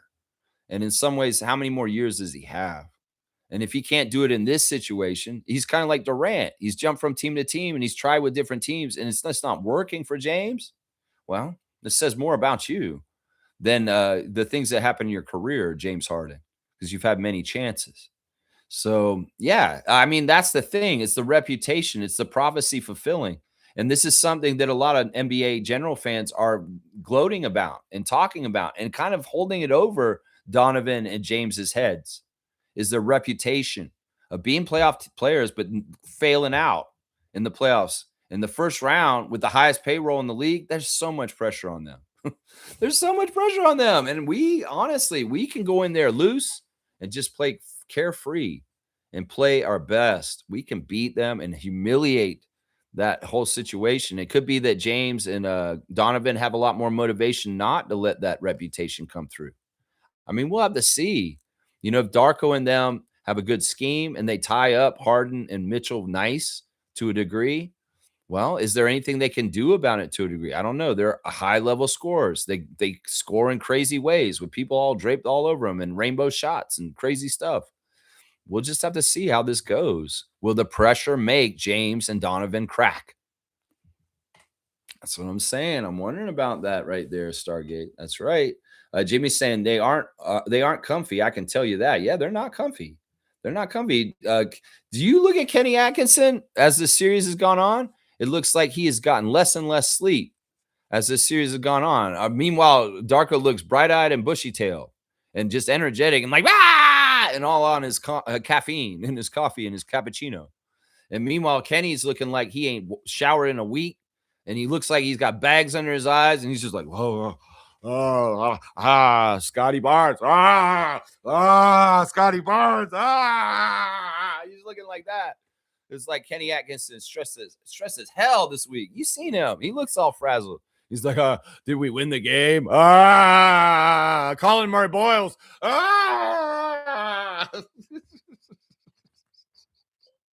I mean, seriously, it's like this. Seriously, man, I'm telling you. G saying this. There are Cavs fans talking about how they should have been a foul on Colin Murray-Boyles when he deflected the pass out of Mobley's hands. Their sense of entitlement to be handed a win is crazy. I think you said that yesterday. Yeah, I think you said that yesterday. No, let's talk about what Cavs fans are saying otherwise. Forget about this part. That game's over. They can't do anything about it. Last 2-minute report came out.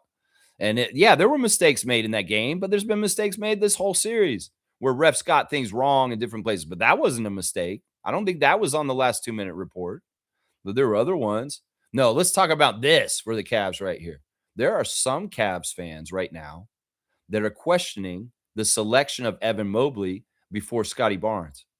Some Cavs right now are saying we should have picked Scotty Barnes in that draft because he was there, because we picked third and we took Evan at third and Scotty was fourth for the Raptors. What did we do? Why did we fumble that? Is what they're saying right now. That's funny, isn't it? Like, how many years now these guys have been in the league and they've talked so much trash about Evan Mobley over Scott. And they said this and that, come into our spaces, saying, no, Evan Mobley's better than Scotty. All this crap. And now, in some ways, they're conceding that they were wrong because there's a high contingency, a big group of Cavs fans that are now saying they made a mistake in drafting Evan Mobley over Scotty Barnes. This is amazing, seriously. And I understand why they're saying that, because they can see what he's doing to them right now in this round. And they're like, holy crap, why didn't we take Scotty? It's kind of funny when you finally win on that, because they were so defiant and so combative about Evan Mobley, Scotty Barnes, Rookie of the Year battle, and Scotty winning it and them saying, oh, you didn't deserve it. You didn't deserve it. Evan should have got it. It was one of the closest margins in Rookie of the Year voting ever in the history of the NBA. But still, isn't this something? It's turned around like this. They were so defiant and saying, oh, no, Evan's better than Scotty. Evan's better than Scotty. Now a bunch of them are saying they made a mistake and they should have picked Scotty instead of Evan. Oh, I love it. I love it. I love it. I love it. I love it. Let's go. That's right. That's right. Fiercely saying this. I don't pay attention to the experts' predictions. That's right. That's right. I don't either. Also, not the locker room chatter or rumors. If Orlando truly gave up on Mosley, they'd be gone by now. That, you know what? I did say that. I did say they gave up on him. I don't know. Is this more that the Pistons are a fake team and that's why that Orlando just had some pride? I don't know. I can't tell you exactly why it happened this way. Either way, maybe they do care about Jamal Mosley. And maybe they don't not want him to get fired. So they're going above and beyond in some ways. I don't know. The Magic are so weird. They're very hard to peg. It kind of is like, which day of the week is it? Okay, I'll tell you whether they're good or not. Because they could be that horrible team I saw lose on a Sunday by 52 points to the Raptors in the regular season just a month ago. Or they could be this amazing team that's kicking the Pistons' ass in the playoffs. I don't know. They have a range like us of good and bad. And they haven't totally controlled whether they can be bad or good discipline-wise. And that's the next step for us. It's probably the next step for them too. But who knows if they have the wherewithal to actually get the discipline to tighten up so that they can control the quality of their play. I'm hoping we can next year, and we'll practice it all regular season. Get really good quality play, all 82, Jacoby Walter. That's what I'm saying next year. That's right. I want to see you guys do that. That's right. That's right. Jimmy's saying this, even though the 2-minute report came back clean. Yeah, these 2-minute reports are stupid in some ways. But also at the same time, they show there's going to be mistakes by the refs, regardless of trying to be perfect. And honestly, the mistakes will be going against both teams. So in some ways, it does all equal out. It's not like, I mean, unless you see a 2-minute report and every single mistake was against one team, and you're like, whoa, they really screwed up there. Most of the time, you're going to see it split both ways. You're going to see some mistakes that favor this team and some mistakes that favor that other team. So that's the way it works. That's right. Kaz is saying this. Good morning, Lex and Raptor Free Crew. It's Sunday, so Kaz is at home with the family, and he's ready for a Game 7 tonight. That's right. Trucker Kaz, good to see you, man. Good to see you. Fiercely saying our season was a success, regardless of the outcome. We've exceeded so-called expectations, and we'll keep on building. That's right. There's the today, whatever happens, we get a second round. Woo-wee, let's go. I'm going to keep going with the what we're doing on the channel. Obviously, it's just going to happen because the Raptor Freak is 365 days a year. And we don't take a break once they're done. No, I'm going straight into the tempo world, baby. And this week, the one thing I have to ask is, are we going to have Tuesday trivia or not? That's right. If we have a game on Tuesday, we won't have Tuesday trivia. But if we don't have a game on Tuesday, we will. So that's one of the things in the balance for the game tonight is, will there be Raptor Freak Tuesday trivia on Tuesday? Well, it all depends on whether the Raptors are going to be playing on Tuesday or not. And so we're going to have to see. I'm hoping there will not be Tuesday trivia this week. That's right. I'm hoping. Stargate saying this, all the pressure is on Cleveland right now. They know if they don't win, this team is going to be blown up. Let's see how mentally tough they are. Cavs fans aren't even saying they want to get rid of Harden if they're unsuccessful. They want to get rid of Mitchell. That's interesting to me. I would say, why wouldn't you get rid of Harden? Because he's the one you don't want. I would keep Mitchell. Mitchell's better than Harden. You already got rid of Garland, and that was stupid. And now you're going to get rid of Mitchell and keep Harden? This don't make no sense, Cavs fans. Like, what are you doing? You're idiots. You're going, let's get rid of Donovan, but I like James. I'm like, no, Donovan Mitchell is a better player than James Harden right now. And y'all coveting James Harden over Donovan Mitchell to go forward? No, that's not the right move. Trust me. And I'm being honest. I'm not trying to lie to you right now. I'm serious. I'm trying to be like helpful. Anybody who's pro Harden over Mitchell that's in Cavs Nation, you're crazy.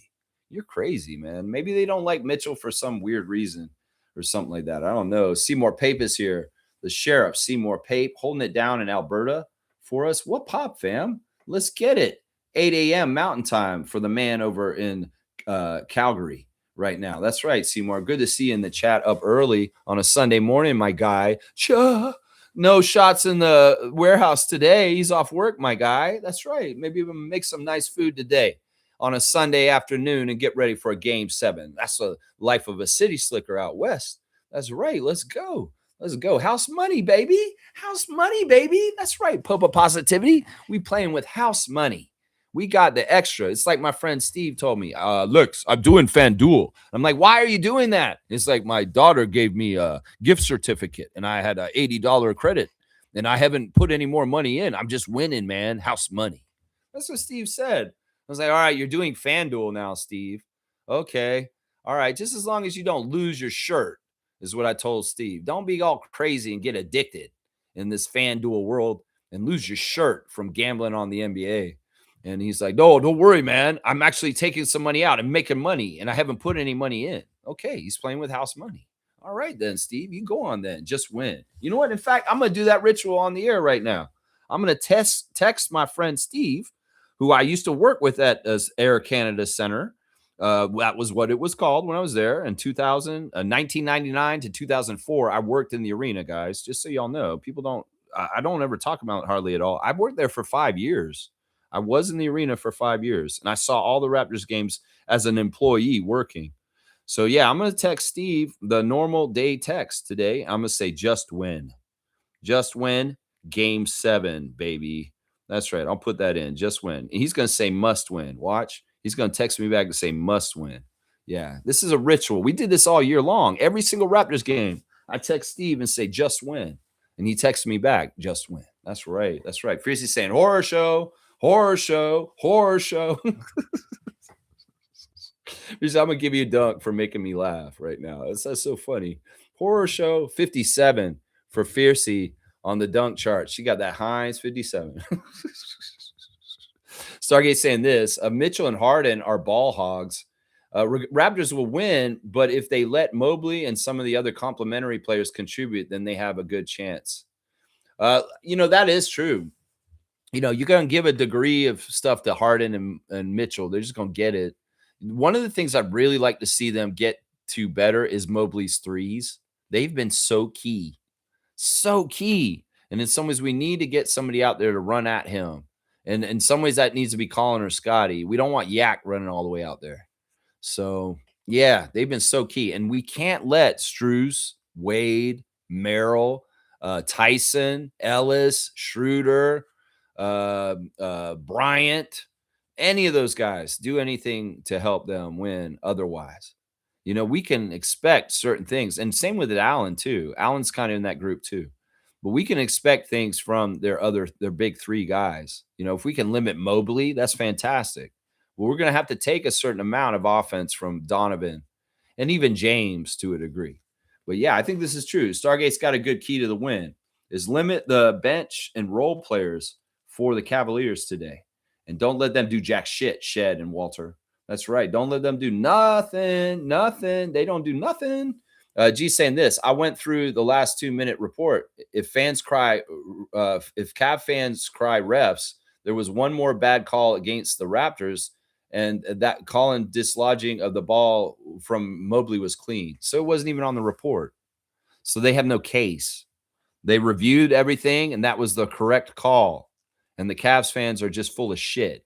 That's what it is. All right, G, I'm gonna give you a dunk for looking it up and coming back and reporting to us. 39 on the dunk chart for our guy, the original Raptor Freak champion of trivia, G. His name is on that trophy in the corner. It's on the first plate for 2022 champion. That's right. Who's going to be the 5th Raptor Freak trivia champion? It's Fiercey Salsera. That's right. She's going to get her name on that trophy next. It's going to be right there, right underneath David Saborin. That's right. You're going to be on there, Fiercey. Yes, you are. That's right. All right, let's keep going. Let's see. Where am I? I'm right here. Stargate. Raptors just have to guard the perimeter as best as they can. Stop giving up offensive rebounds and stop relying on the three out shot so much. Well, hit it. If we're going to kick, drive and kick, get that paint touch and kick it out. Mamu, hit that 3. Jacoby, hit that 3. Battle, hit that 3. Yeah, just hit it. That's the whole thing. I mean, that's part of the design of what they're trying to do. In some ways, I've given up on this whole idea that, well, the old NBA, if you get a paint touch, you go up there. But no, the paint touch is all to set up for a kick out to a 3. And that's the new NBA world and stuff. So, they just got to make the shot. If you have the open shot, make it. And you guys make it, we'll be good. They're going to have to take threes. The problem is when they take a 3 where they just casually stroll up the court and the defense is lagging off them and Scotty just shoots a 3 all of a sudden. I don't like those ones. No, there should be some ball movement coming around, and then if the shot is wide open and that window is there, take it. That's what I'm saying. Let's see. Attack those 2 guys in the middle constantly. If they block you, they block you, but keep going at them, challenge them. I like this idea because once again, this whole series, one of my scouts has been, they're thin up front.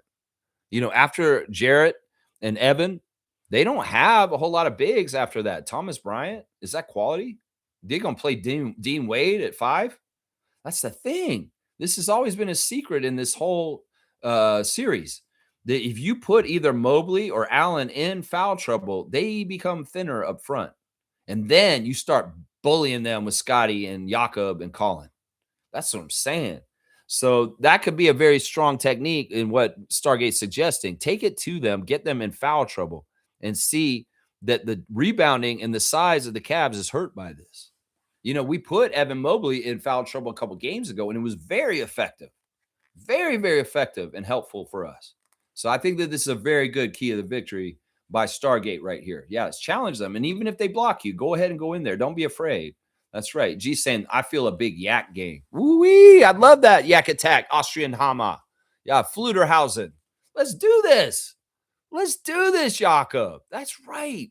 Let's get out there. Curtis Blair, he played in Austria in his professional basketball career. Let's do this, Jakob. Maybe you could speak Austrian to Curtis Blair at one point. He'll laugh at you. Avita Sen. All right. Something, I don't know. Something like that. But I love this. I love this storyline. We want redemption arcs. We see RJ Barrett getting this.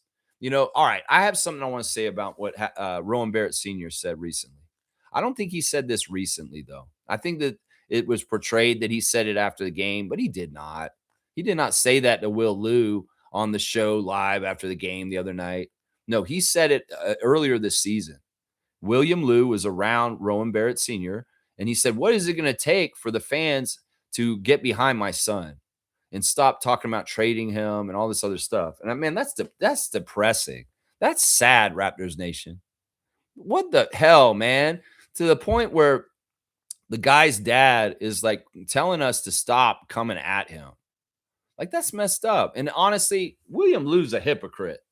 Is he going to come on there and say, RJ's a Canadian legend and yell and scream and be so happy after that shot? You spent most of this season talking trash about RJ. Will Liu, you hypocrite. You're part of the problem.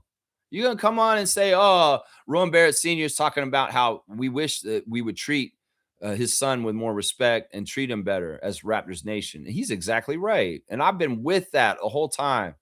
You guys know that. I stopped following Gubstown Clink and talking to him because like a month after we traded to get RJ, he started throwing him in the trade machine and putting it out on his content. I was like, fuck this. Unsubscribe. I'm sorry, Greg. But that's why I left, is because you suggested trading RJ a month after we acquired him. Well, how do you feel about that now, Gubstown Clink? Chef's kiss, motherfucker. Yeah, you want to trade RJ so early? We'd never get that shot on Friday night. So, man, I've been riding with RJ this whole time. Shit, I was riding with RJ when he got drafted to the Knicks. And I said, dang, I feel bad for RJ. I want him to be in Toronto. Well, we got it. And so many when people want to throw that away, they don't think it's that special. So many people told me, you're such a homer. Just because he's from Canada doesn't mean he should be on this team. Bullshit, motherfucker. And I said this the whole time. There's an added bonus. There's a special oomph in it because he is from Canada and what he does. And you saw it on Friday night. It's like, this is special shit. You want people you can trust in the NBA. Trust me. There's a lot of jokers that are just getting the bag and hanging around and say, I'm in the NBA. And they don't really care. They're not trying. They don't have DeRozan code. That's why when you have a known quantity on your team that you know you can trust, somebody you know has got the best intentions and go all out for you because it's personal. It's his team. He grew up cheering for. And can you understand? And I would say this to Rowan Barrett Sr. Listen, sir, I love you, man. I love your son. It's not us. Half of this energy and noise is coming at your son is coming from the place that he played for before. I'm going to say it again, Rowan Sr. Seriously, the things that are online aren't necessarily us. The real ones, the real Canadian fans, the people that love RJ are with him and have been like I have been the whole time. Some of them are turncoats like Greg, Gubstown Clank was bullshit. Some of them are king nephews like William Liu, and they just want good content and they'll fall out and crash out and yell all kinds of crazy emotional things in a reaction pod against RJ all season, missing free throws or whatever. Yeah, sure. There's some people like that. But realize, Rowan Barrett Sr., that most of this noise coming at RJ this whole entire time since he came to our team is wolves in sheep clothing. It's New York people acting like they're Raptors fans on our Reddits and our social medias coming in saying, trade RJ, this, all that, all this bullshit. It's not. Half of these people aren't these people. And if they are Canadians, they're not from Toronto. They're West Coast Canadians. They're Canadians from out where Seymour's at. And they're just out of touch and they don't get it. And maybe they're just assholes. Maybe they're hockey first and they're not basketball first. You know, there's all kinds of reasons why somebody could be against RJ being on the Raptors. Some of them are usually lying that they are who they are and they're not actually for us. And that's what I would say. Social media age, we can't take from what we see online. It's all garbage. It's all garbage. And real ones ride for RJ and have been with him the whole time and have wanted him on this team the whole time. And I'm so proud of your son, Rowan Barrett Sr., because he's proven to them he's indispensable. We need him on this team. And now he's got more and more of the fans behind him. You asked Will Lou that? When will the fans stop doing this? And when will they get behind him? Well, they are now. They are now as of Friday. Oh, yeah, they are. And a lot of them are very much standing for him and saying, Bobby Webster, put the extension on him and keep him a Raptor for life. And that's what we wanted. And I'm proud because RJ did that on his own. He did that with his teammates and his coach. He did that for himself. He made it happen.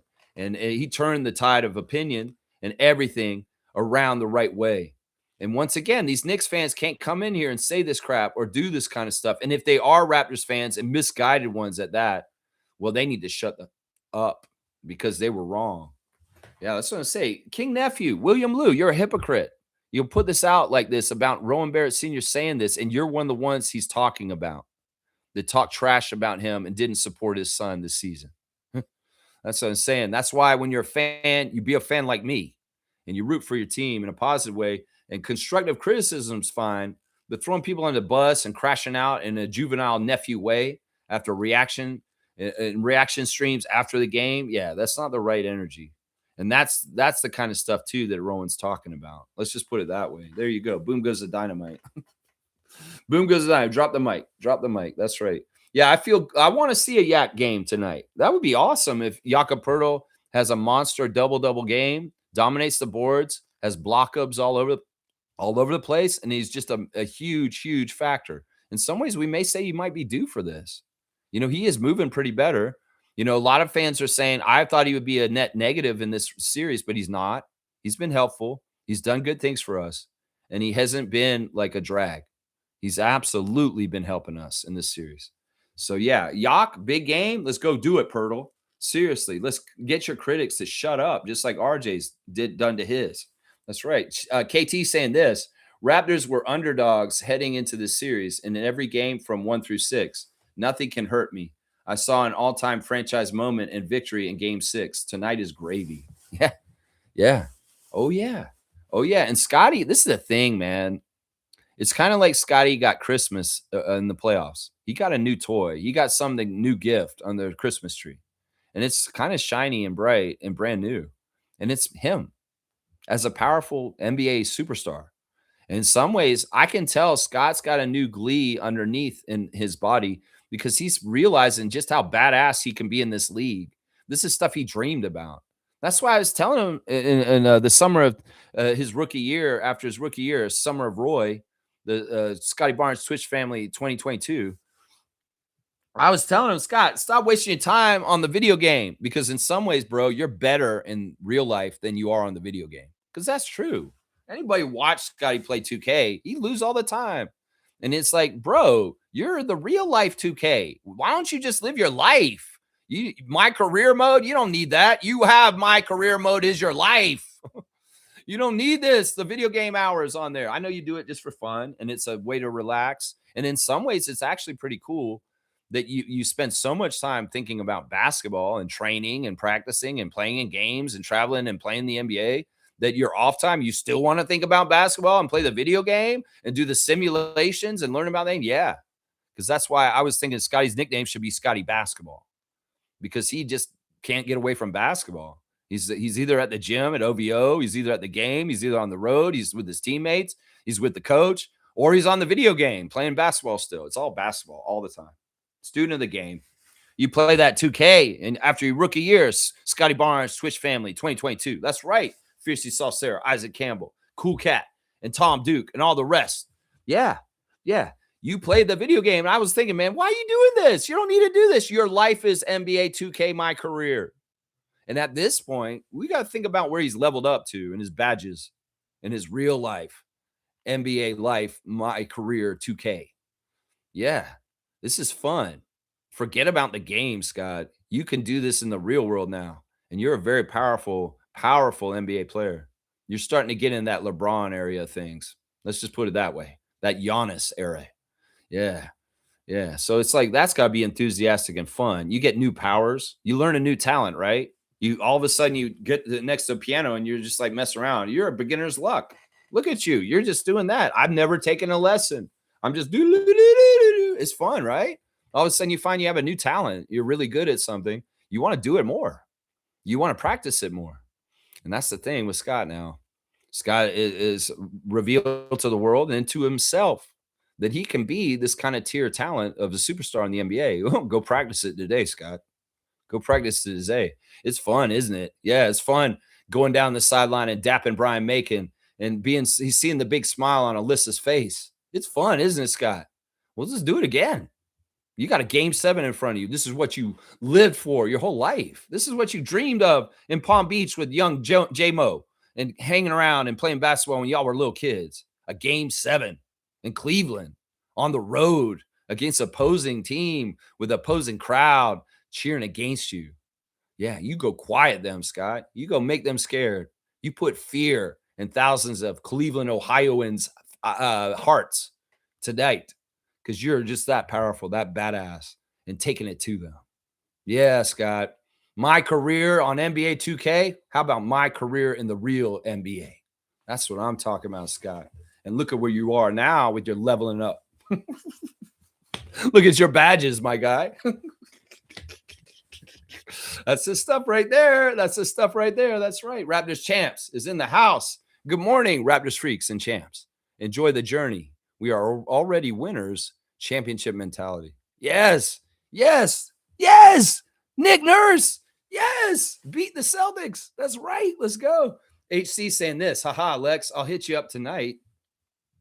Been slammed with an adult life lately, but don't worry. I want that trophy. Okay, cool. Yeah, I mean, I'll get it to you as I can. If it is easier for me to mail it to you, I'd rather bring it to you in person, get a picture with you, handing it off to you so we can put it on the website so everybody can see and we can commemorate your fantasy championship the right way. You don't live that far from me. So if I can come over and just drop it off to you, that'd be great.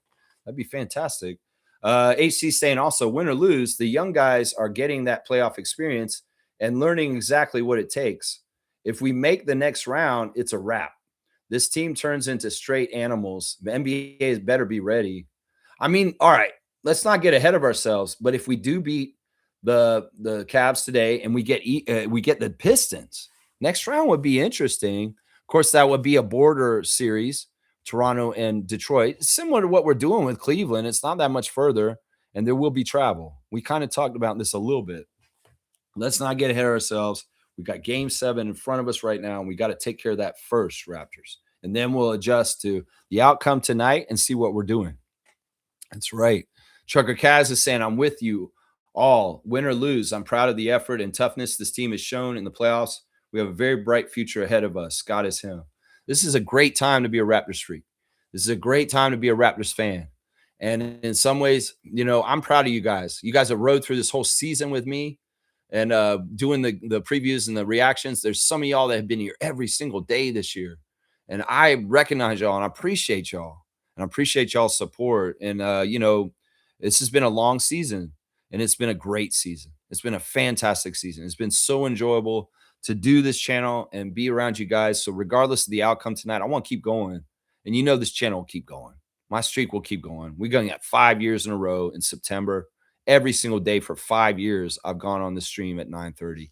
So, yeah, we ain't going to stop. But I just want to take the moment before this game tonight to recognize the regulars that are on this chat with me every single morning. And there's a group of y'all that are here every single day, and I appreciate it. It's people like Cass, people like Kareem, people like G, people like Fiercey, people like Trevor, people like Shaq Lindsay, people like Slug Deezy.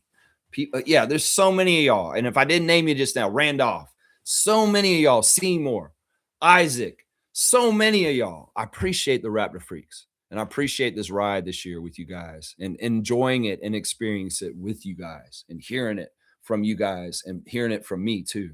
That's right. Let's see. G saying, let's be real. If Suns won, Dylan would have gone nuts with the trash talking and memes. This is probably fun for them. Yeah, it totally is. It's tongue in cheek.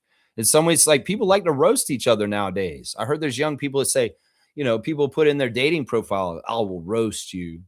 I'm like, wait, what's going on? This young woman wants to roast young men that they date. Yeah, I love roasting guys. But you better be ready to be roasted. It's just part of the fun of dating me. Yeah, it's all in good and fun. It's just roasting each other. Oh, okay, that's weird. That's weird. They'll roast you? Yeah, in some ways that's part of being friends. Sometimes you're very good friends. You roast each other. And it's just kind of fun. Yeah, and this is totally true. G's right. If Dylan had won, just imagine all the crap he would have been saying. Just imagine he would have. He would have. Would have been talking mad crap. Excuse me. Sorry. All right, let's see. Kaz is saying, haha, now the Cavs fans wanted Scotty. Yeah, how the tide turns, huh? All of a sudden they're coming around saying, why did we pick Evan? We should have picked Scotty. How does Evan feel about that? How does Evan feel about that? That's what I'm wondering right there. That's right. Edwin will never be on Scotty's level. That's right. Edwin Mosley.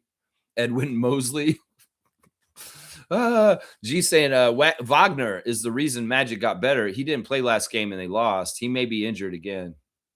That's a big part of it right there. That's a big part of it right there is that they need Franz to be the best team that they are. And that may have been the difference in their quality is like when Franz Wagner is there, they're a way better team. And when he hasn't been there, they struggled during the season. And they're struggling during this series. So that may be key. All right, well, that may be what helps determine who's going to win today. Is this Wagner going to be in the lineup or not? If he's not in the lineup, well, Detroit's probably going to win. That's probably right. That's probably right there. Ibrahim's here, guys. And, yeah, we've come a long way this season. Pistons versus Raptors. That's right. Ibrahim is a Pistons freak. He's a Pistons fan. And he actually said this, like at the beginning of the playoffs. He said, I hope the Raptors play the Pistons in the playoffs. There you go. There you go. Yeah. Respect, Pistons Nation. Respect. And, I can get behind your old bad boys championships.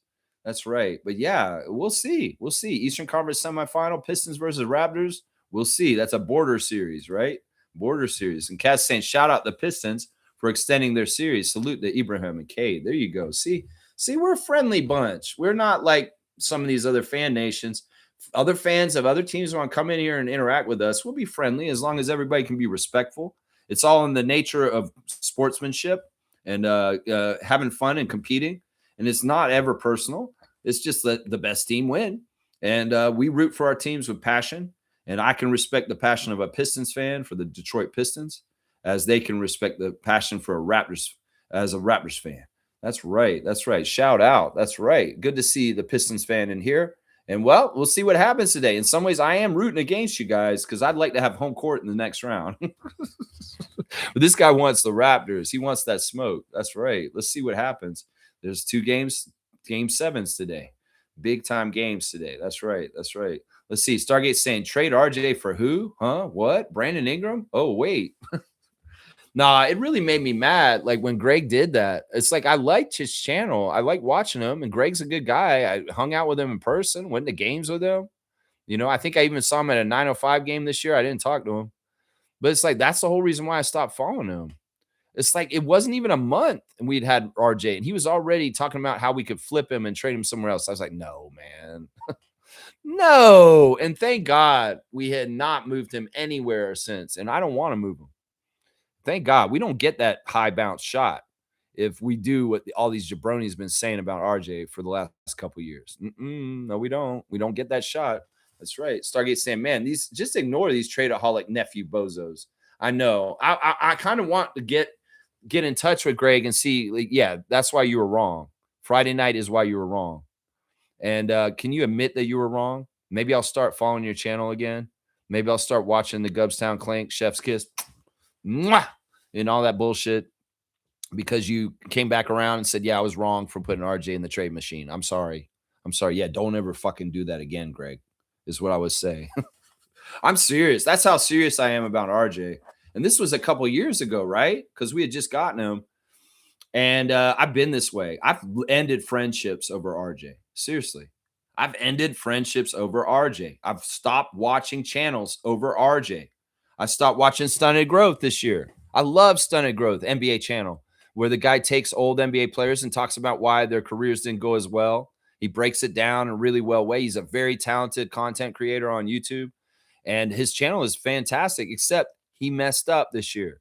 And he did a Stunted Growth on RJ Barrett in the middle of the season, of all places, saying RJ's hit his ceiling. He's a toxic asset. He can't play defense and all this other bullshit.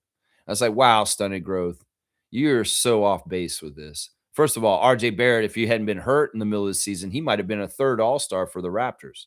In some ways, he was playing at the level of Ingram and Barnes for when he was healthy during the season. And I just lost all respect for this guy. And I unsub. So I end relationships over people dissing RJ or talking about trading him or whatever they're doing. I lose respect for people real fast. And some people get mad at me and say, well, Lex, you're just a homer for the team. You're damn right I am. And you're blinded by your Canadian content love that you just want him on the team because he's Canadian. Well, do you see why? Friday night, did you see why? Do you get it? Do you get it now? Do you understand why? It's not just because I want to show favoritism to Canadians. I do. There's another factor with RJ. It's other than him being Canadian. Trust me. That's it right there. That's right. That's it right there. Let's go. Let's go. Let's see what else you guys are saying in the chat. Let me see right here. Yeah. Stargate saying Scotty is undoubtedly the smartest, highest IQ basketball player in this series by a mile. I don't know. I don't know if I'd give him that. I'd say he's the most powerful. I'd say he's the most powerful and the most top dog. Like he's the one who's the most powerful in this series. It's not James. It's not Donovan. It's not any of the Cavs. It's Scotty. Now, the IQ and the basketball stuff, I mean, I don't know if that's true because you're dealing with James Harden. You're dealing with Donovan Mitchell. And these guys have a lot of experience and a very high basketball IQ in certain ways. But, Scotty's got an inherent natural talent that he's utilizing very, very well. And I always say he's the number 1 player in this series. He's the most dominant top player, superstar in the series. Oh, yeah.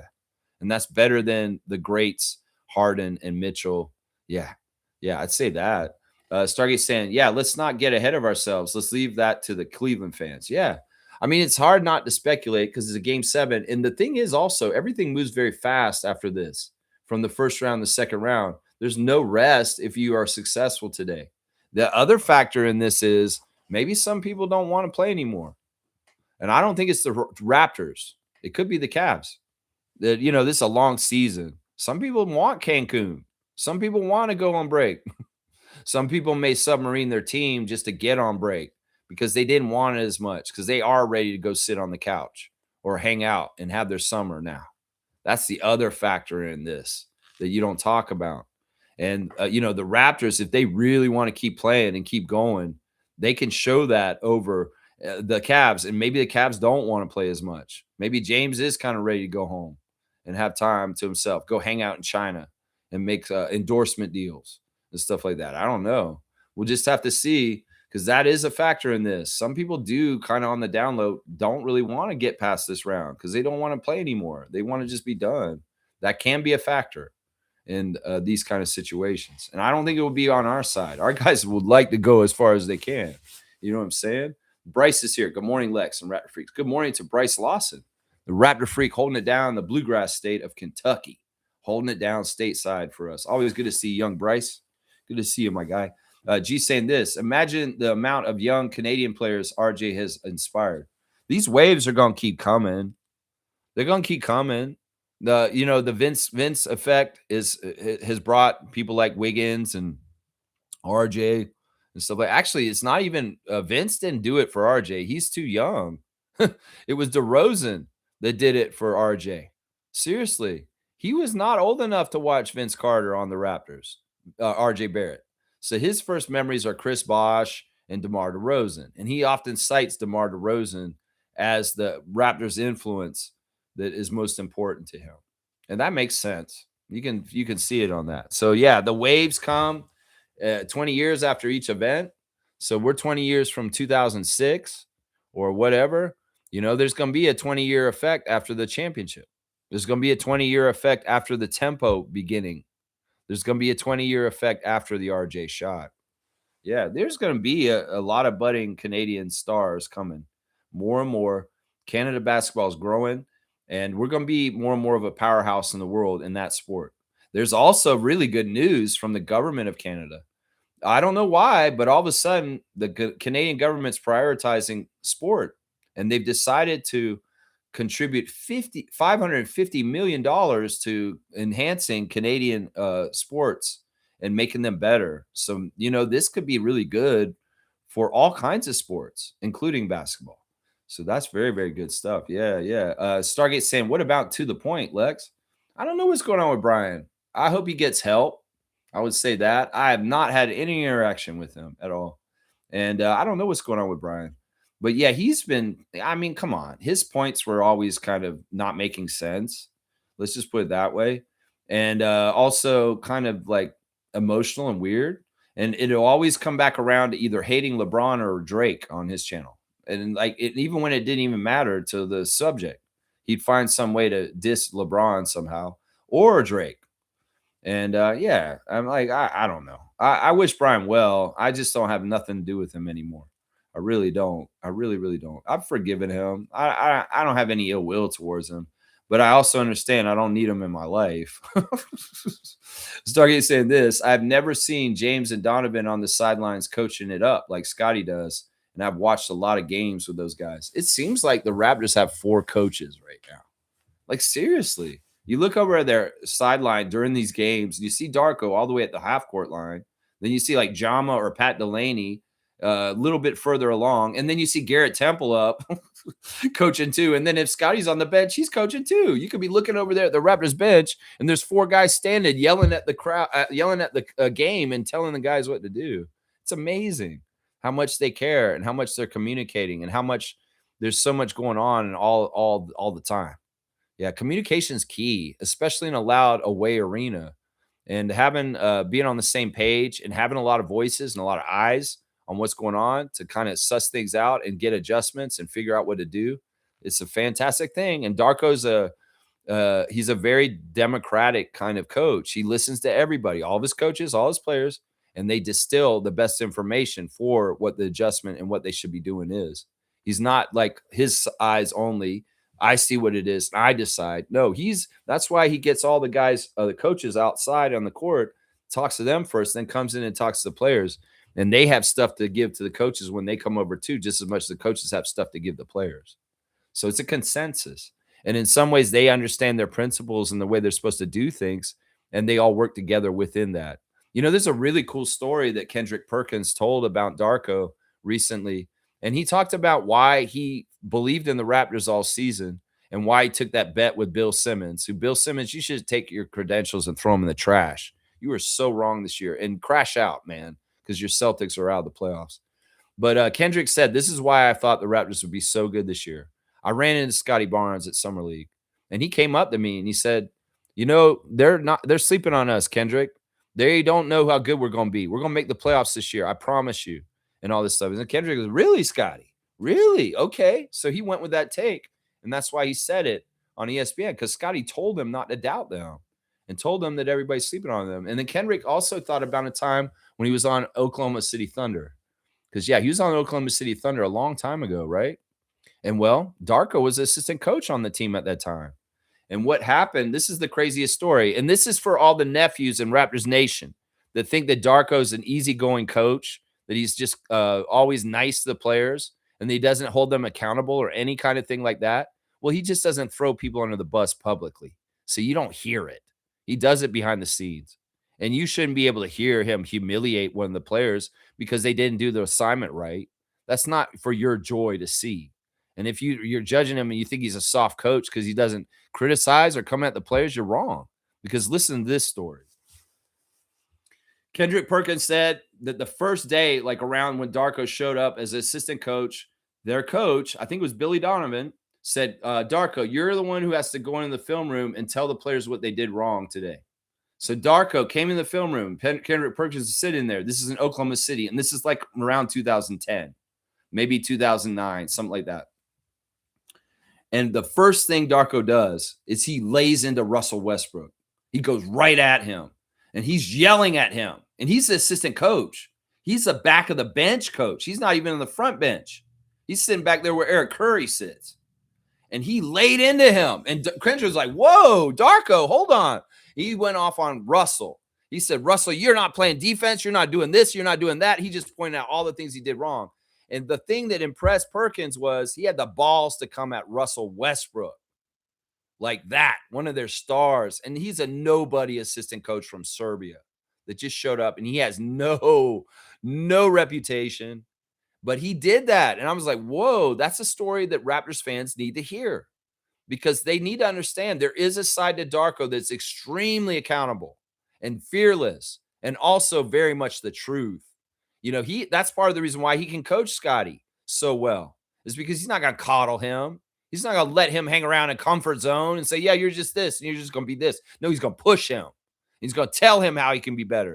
And he's going to say tough things that some people may not have the guts to say to Scotty because they're yes men, or somebody that's like, no, Scotty, I love you. I don't want to make you mad because you're my friend. And I don't want to not be in your life.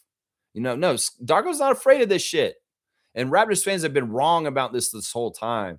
He has sides to him. He has the community side, the friendly family side that really does endear him to all his coaches. Like Scotty said, he's like his dad. He's like a father to him. And, Kendrick said he went at Russell.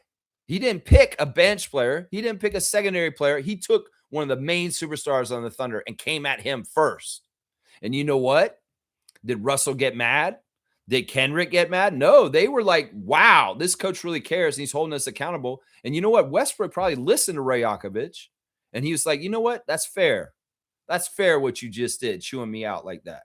So think about that. This is like, 15 years ago? Russell Westbrook? And just think about what I just said. He was basically like Eric Curry or Jim Sand on that coaching staff. He wasn't one of the main coaches. He wasn't the head coach. And he chewed out a Hall of Famer in front of everybody. Yeah, I love that story. And Kendrick Perkins said that was part of the reason why he picked the Raptors to win too, because he knew Darko was like that.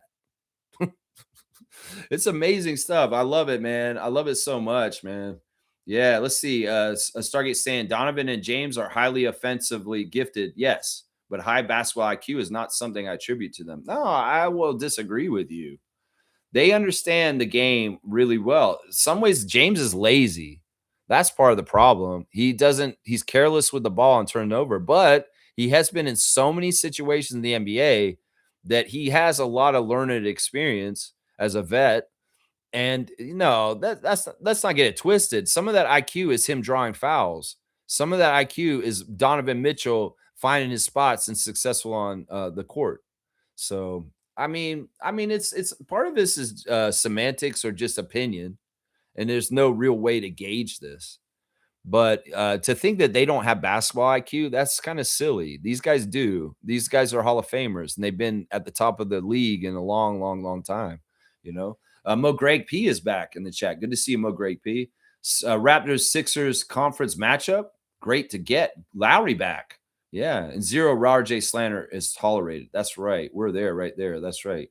We got Thunder BS official. Hello, Unc. What's going on, Thunder BS? What's up, nephew?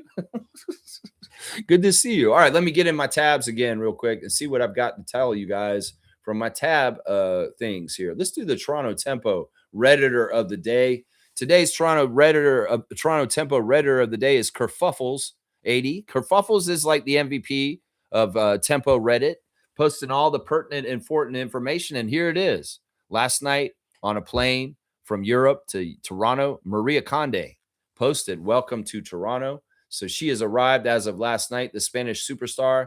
She has not played in the WNBA yet. And, well, she's here for training camp for the rest of the week. And, well, this is the thing. The Toronto Tempo are going to have to make a tough decision. They have 15 players on their training camp roster right now, and they got to cut it down to one less. And, well, I'm thinking that it's likely, and it's sad to say because they performed extremely well in the preseason, it's going to be Laura Euskate who gets the last cut. I'm just trying to work it out and figure it out. I'm not totally sure. It could be Kitty. I'm not totally sure who the last cut will be.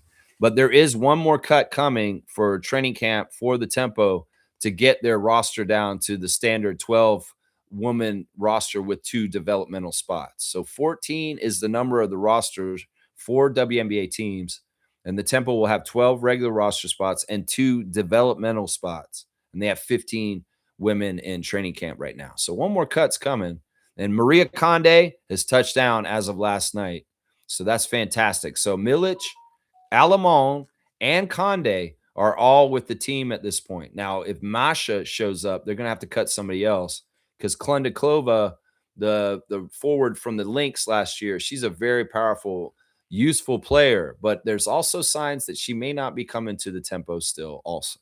So we'll just have to see. But there's your Toronto Tempo Redditor of the day, Kerfuffles, once again, letting us know that Maria Conde has touched down and is in Canada.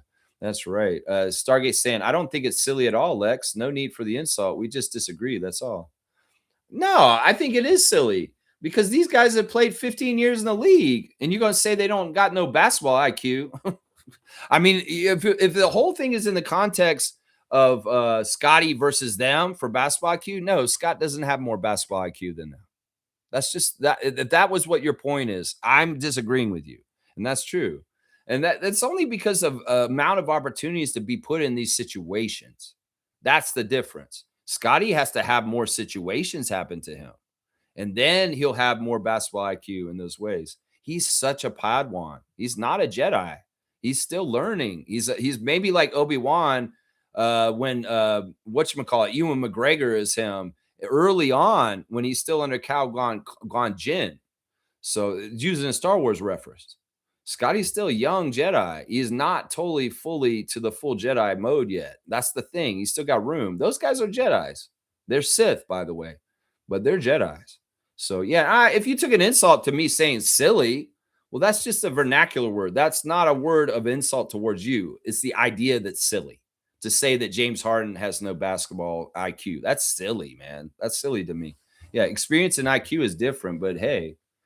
Okay, all right. So we're going to argue more semantics here. Experience gives you IQ, is what I would say. You can have inherent IQ in you, but without practice and success, it's not true yet. So you have to have experience to get the IQ to show. I don't know. This is silly stuff that's not important to talk about in some ways. We disagree on whether you think that they have IQ or not, and that's fine. That's fine. I believe that they have more IQ in the basketball world than Scotty right now. It may be that Scotty has more talent and he's more inherently a better player overall, but he's still growing into that. And 10 years down the road, I'll bet you I'll say Scotty has, or like 10 years into his career, I'll bet you I'll say Scotty has more IQ than them then. But we got to remember he's still a fifth year player. And this is really his first true important playoff experience. The first time he was in there, in some ways, he was just a rookie and he had no idea what he's doing. And Joel stepped on him. Thunder BS official saying, I don't watch many Raptors games. The last one I watched fully was versus the Spurs, as I'm a Spurs fan. What happened to Scotty's shooting? He shot 35% for the season. Was that a fluke or not? I'm rooting for the Raptors, by the way. I don't like the Cavs at all. Not in the slightest. This is weird, man. Your name is Thunder and you're a Spurs fan. Well, I'm a Spurs fan in the West Coast, just so you know. I've been a Spurs fan since the 80s with David Robinson. And I rode with y'all through Tim Duncan's dynasty years and winning everything. So I'm with you, man. You're saying it's with War with Thunder. So you're calling them the Thunder are BS? That's what I'm saying. Okay, so are you like a account that goes into the Thunder's spaces and cause disruption by acting like you're a Thunder account? Because I know this is a whole thing in the NBA now. It's like people coming into other people's spaces and being all kinds of crazy sabotaging and stuff like that. All right, let me get back to your original question real quick. And I let me just see. You're saying I don't watch many Raptors games. The last one I watched fully was the Spurs, as I'm a Spurs fan. What happened to Scotty's shooting? He shot 35% for a season. Was that a fluke or not? I don't think he shot that bad. He shot way better than that. Are you talking about 3-point percentage? Look, last year Scott had messed up thumbs, so he couldn't shoot threes last year. And everybody thought Scotty was a really bad 3-point shooter, which he's not. He's a very good 3-point shooter. Scotty's percentage this year is actually really good. I don't think that's an accurate number. I think he's shooting around 45, close to 50% on his field goals. On his three-pointers, I think he's shooting close to 40%. Like he's around 37, 38, 39, 40%. And then on his free throws, he's shooting almost 80%. So I don't get this. His shooting is fine. And in fact, if you watch the game on Friday, he made a lot of shots. He shot like 11 for 21. So there's nothing wrong with Scotty's shot, if that's what you're intimating. There's no fluke or anything like that. He's a very high level shooter. In fact, you could say Scotty's Kawhi right now in some ways. His mid-range turnaround is the same as Leonard's at this point. And if you watch him play, you'll see him making crazy turnaround mid-range shots over everybody, and they're money. They're just like Kawhi. They're automatic with that crazy spin and his big hands. Is very Leonard-like. And I know that we don't necessarily like Leonard in San Antonio, but Scotty has Leonard in him. And I've even compared him to Tim Duncan on team defense because Scotty's such a great help defender with weak side blocks and just the versatility of him as a defender. And I know that's a lofty kind of thing to put on him, saying he's got Tim Duncan in him as a team defender. But I think if people actually watched him and investigated this with open eyes, they could see the parallels because he is a very good shot blocker and he's an extremely good defender and help. And that was what Tim Duncan was, right? So there's two Spurs that I compare Scotty to, and it's Leonard and Duncan along with Magic Johnson. Yeah. So, yeah, it comes from War Thunder. Okay, I despise the Thunder. Yeah, that's all good. And I appreciate you rooting for the Raptors today. Let's beat the Cavs. That's right. Screw the Cavs. That's right. 3-point percentage. Okay. Well, this is the thing with Scott. He's not shooting a lot of threes this year. He concentrated more on mid-range and attacking the basket this year. Last year, he shot a lot of threes and probably shouldn't have. The times when Scott takes the threes are when they don't respect him and they just leave him wide open. Then he go ahead and he shoots it. He's a very good 3-point shooter. And I mean, he shot way better this year than last year. So he improved this year from there. Yeah, is what I would say. G saying, I'm petty and went on that Stunted Growth episode about RJ and let them know a few things. Good, G. Good. You should. I'm glad you did that. Honestly, I should go back in there and say something to him on that post too. I should say, take this down because you are not looking good with this. Yeah, you want this to age horribly? Keep this up then. because you're going to see RJ's going to go to new heights. It's not like the man is 30 years old. He's only 25, and he has a lot more to grow to. And that was his biggest point. Stunted Growth was saying he's at his ceiling. He's not going to get any better. Oh, man. Can you tell me that you're from the New York area without even telling me that? That's it right there. Yeah, let's see. Thunder saying, last time I checked, he shot 30% from three, which is the second highest percentage of his career. He definitely has a nice mid-range game, though, and can score. But, yeah, he definitely has Kawhi in him on the defensive end. So it's kind of like Stephon Castle's situation, I see. Man, in some ways, I don't like Scotty overtaking threes, but he's a capable three-point shooter. We're much happier with him in the mid-range and near the basket. And in some ways, I'm much happier with him not passing and shooting himself. So he can do anything. That's the crazy thing about him. And sometimes it's about doing the best thing that adds the winning the most. And that may be passing. That may be him calling a shot. That may be him shooting a three. So in some ways, his shooting got way better this year for 3-point. Most Raptors fans will tell you that. That's right. Yeah. You said, you said the Stunted Growth. I said he hit the game winner, not his ceiling. That's right. Ooh,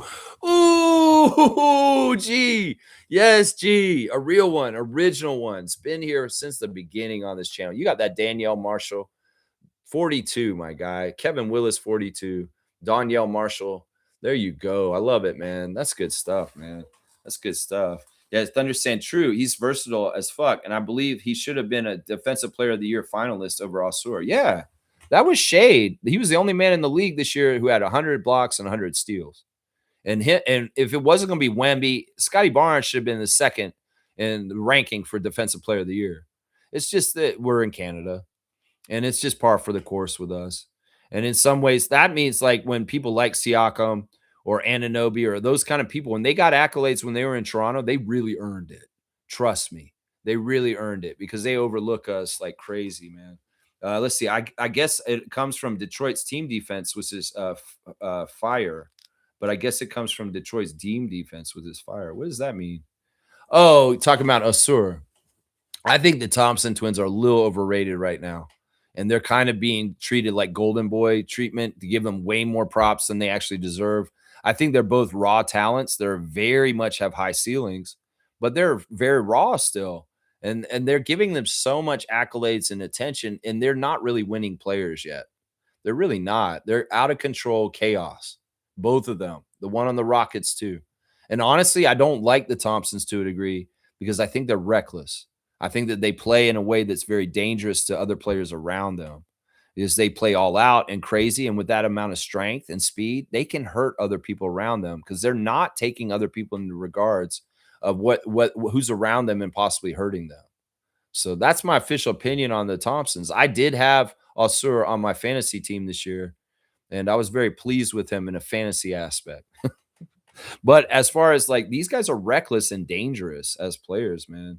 They seem like they're dangerous, you know, because they go all out and they don't think about protecting players that are around them. That includes their teammates, y'all. They can hurt their teammates sometimes because they're just reckless. So, yeah, there are liabilities in playoffs. Amon got outplayed by Marcus Smart. That's another one right there. We're going to talk about basketball IQ. Marcus Smart has some basketball IQ. And in some ways, it's crazy. His acquisition to the Lakers has really paid off at this point. And, man, he's a big reason why they survived this first round with the Rockets and they're getting through. And I wouldn't have called that. Marcus Smart has languished on bad teams since his exile from the Celtics. And now he's getting a little bit more spotlight. And, well, he's outlasted his old team because they're out as of last night, right? They're out as of last night. Osur is somehow even worse than Amon on the offensive end. Yeah, I don't want to talk about all this too much. I do have to start wrapping up the stream soon. So usually I have somebody give a cutoff and say, all right, guys, no more comments because I got to wrap up the show. But yeah, the Thompsons, they're very talented and they're amazing players, but they're raw. They're raw. Danny's here. Good to see Danny, the electrician, one of our trades people, just like our plumber. We got our electrician. He's saying we have to set the tone tonight and come out strong. We can't be playing catch up tonight. I agree with this. This is the strategy that Nick used with the Sixers against the Celtics last night. Quiet that crowd, keep them out of it by keeping the lead most of the game. And yeah, you can win that way on the road easier. If you're trying to come back at the end of the game and it's loud in there, it's not going to be easy. It'll be very, very difficult to do it that way. So there are ways to do this in the right way that you can set yourself up for a better chance of success. Getting a lead yourself and holding it and building it, and a double-digit lead in the fourth quarter for the Raptors will make things a lot more safer, and don't let them eat it up. Hold it strong. That's what I'm saying.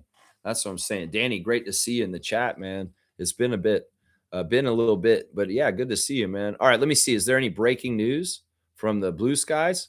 RJ did an interview just a little bit ago, and he's saying this is RJ on his first ever Game 7. This is Josh Lewinberg that posted it. I feel like last game was Game 7 for us. I don't know if the Raptors have won a game in Cleveland in the playoffs, and they have not. They're 0-10. So that would be fun. That's what RJ's saying. It would be fun to beat Cleveland on their court. Also, RJ's saying this, not to take anything away from the shot. Very thankful. It was a great shot. I was really happy in that moment, but we've got to move on. Got to win tonight. The shot doesn't really mean much if we don't get the job done here tonight. That's what RJ's saying this morning in the practice interview just a little while ago. It's fantastic. There is Ingram in a picture. Josh Lewinberg posted an hour ago. He's talking to Shelby. Actually, is that Shelby? Is one of the Raptors personnel. That's not Shelby. But he's in a walking boot. And you can see it. It's very much a walking boot that's on his foot. So, yeah, his injured right heel shoot around this morning on Game 7. Oh, that's too bad, man. He's questionable officially and still in a walking boot. That's what Josh Lewinberg's latest news on Brandon Ingram is right now. Yeah. All right, let me see. What's next? Let's do the classic card. Why not? Let's do the classic card. Okay, where's my box? There it is. Man, I'm getting down to the nitty-gritty with the classic card. We'll do this card. All right. Let's see. Let me get it set up. And all right, the way the classic card works for anybody new is read the you got to give me the full name answer of the player, and you will get the classic card. There will be a card shown, and we will see who it is. So here we go. Classic card of the day. Can you tell who that is? It's kind of hard to see. Maybe you can't see it very well. It's a Charlotte Hornet. Can you see the player on the card? The classic card of the day. Classic NBA player. Oh, there we go. The king of the classic card is here, and he swoops in. You know what? This is actually a rookie card of our guy, Kendall Gill. Look at that. That's a rookie card for him. He averaged 11 points in his first year in the league on Charlotte Hornets. Look how young he looks there, too. Illinois. That's right, from Chicago. And he actually works for the Bulls at this point. I believe he's part of their studio commentary. So, yeah, Slug Deezy, the king of the classic card, coming in his kingdom and getting his domain. That's right. Kendall Gill is the classic card of the day, and Slug Deezy is the classic card king. That's right. Yeah. All right, let's see. I'm going to give you 100 points for Kendall. You know what? I'm going to give you 150. 150 points for Kendall Gill classic card of the day, Slug Deezy. There you go. Good job. All right. I think that's it. Oh, yeah. Let me do the prayer real quick, guys. I do a prayer on game days to help the Raptors stay healthy and hopefully win. So please bear with me. Once again, I know it's Sunday. I'm not really a very religious person. I'm a spiritual person, and through this channel and the influence of some of the Raptor freaks, I've become way more religious in some ways, as far as feeling spiritual and believing in a creator above that, gives us life and gives us our world. So this is non-denominational. I do not belong officially to Christianity, but that is the religion that's been around me in my life, most of my life. Lutheran would be my family's religion historically. And I was baptized christened. I was christened in a Lutheran church in downtown Toronto. So, all right, let me do this prayer real quick. Dear God, thank you for another day, this great day of a Game 7. We've got 2 Game 7s in the NBA today. It's going to be fantastic. As basketball fans, Game 7 is one of the most fun things in the world. And we're the Raptors, and we're in a Game 7 against the Cavs today. We haven't won in Cleveland ever in the playoffs. I would love to see us win today in the playoffs against Cleveland. More importantly, also, I'd love to see our players get healthy and not get injured at all. And I would say the same thing for the Cavs, too. Same thing for the Pistons. Same thing for the Magic and all the teams and all competitions and all sports around the world. I'd like to extend this safety from injury and harm to all the people of the world and the organisms that you created, because we are in ourselves what you are because you created us. And when we harm life around this world, whether through ecocide, genocide, decimation of habitats and environments, we are harming you and we are going against you because you are life in itself. And anything that destroys life to make money and profit, well, that's the wrong thing to worship is money, God money. And that Antichrist people worship money over life and not valuing life and sustaining ecosystems and life and people and healthcare and education and the things for society to be healthy and right and people are supported. So I ask that you find justice in this world to right things for, helping the things you created, because the things that you created are the pure and true things of life and you yourself. Love and light and life, and not money and made up bullshit and things like that. That a lot of people sell themselves the lies every day about their purpose in life is that. And this is absolutely a farce and a fabrication. Thank you so much. You are a great God. Thank you so much. All the glory to God. The Raptors' accomplishments today are in your name, and all the glory to you as what they do tonight. And I appreciate you so much. If you could help them with a high bounce or whatever it is to help them get this win today against the Cavs to get the second round, I appreciate it so much. But either way, I want to show gratitude towards you for air in my lungs, a roof over my head, clothes on my back, and family and friends that love me, and game sevens in basketball. Amen. Yeah. Yeah. That's a game day prayer right there, my guys. That's right. Mo Greg saying 100% Gates. The experience they're getting with this series is amazing. Yeah, the Raptors are getting a lot of good experience for their young players, and this is going to be very good. Common Crazy saying no swearing Sundays. I even swear it in the prayer. I didn't mean to. I didn't mean to, man. That's right. I didn't mean to. Good to see you, Common Crazy. I missed you coming in like that. Thunder saying, I'm so ready to watch James Harden stink it up as he always does in game 7. There's a high probability of that, right? And now I've got Isaac in here saying touch grass. Well, it's a beautiful day. I probably will go out there and touch grass a little bit for a little while today. All right. And recap, guys. Let me just go a real quick recap. We saw Brandon in the walking boot. He is officially day-to-day questionable. Emmanuel is out.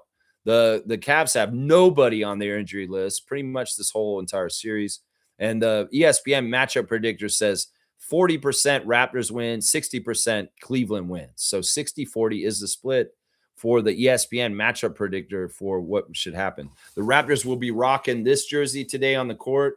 If you want to match them and try and wear a jersey like them, our crew chief for today's game, first of all, in the replay center, it'll be Sean Corbin, who will be manning the replay center. Our crew chief today is Zach Zarba. He will be he favors the Cavs historically.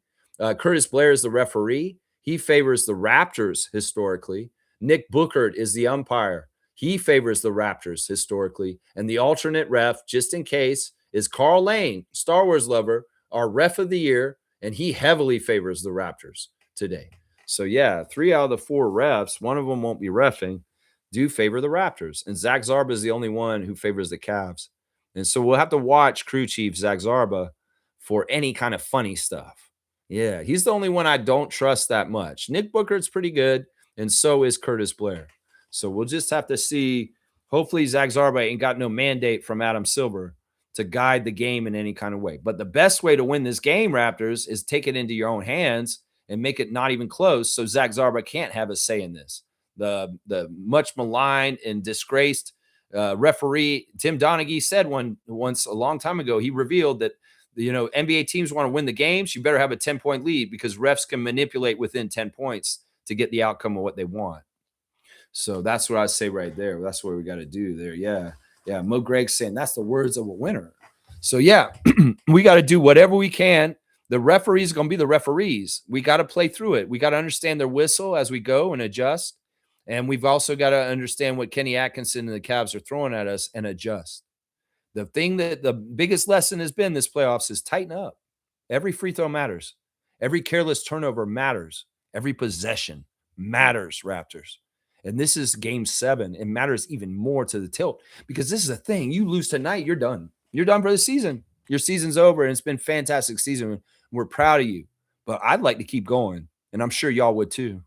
And like RJ said in that interview just a while ago, he said that game shot that he hit on Friday night is for naught if they don't win today. That's right.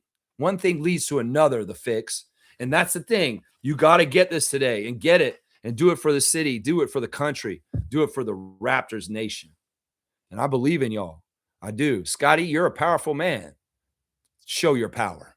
Call him Murray-Boyles. Slow down. Try to limit the rookie mistakes, but play with an aggressive strength that you've been showing this series. Yeah, Yak, you want to wake up and do something crazy today? Ooh, I'm here for it. And RJ, you just be a star J because that's who you are. You're already there, man. You're a Canadian heritage moment walking around on 2 legs at this point. That's right. So, yeah, I believe in my guys. I believe in young dogs like Walter and Shed. And let's get out there and let's outplay the Cavs and do everything that you can do to win the game and know that you did it. And if it happens that you do win, well, that's the right thing right there. That's right. That's the words of a winner. Let's go, Raptors. Let's beat the Cavs. It's game 7.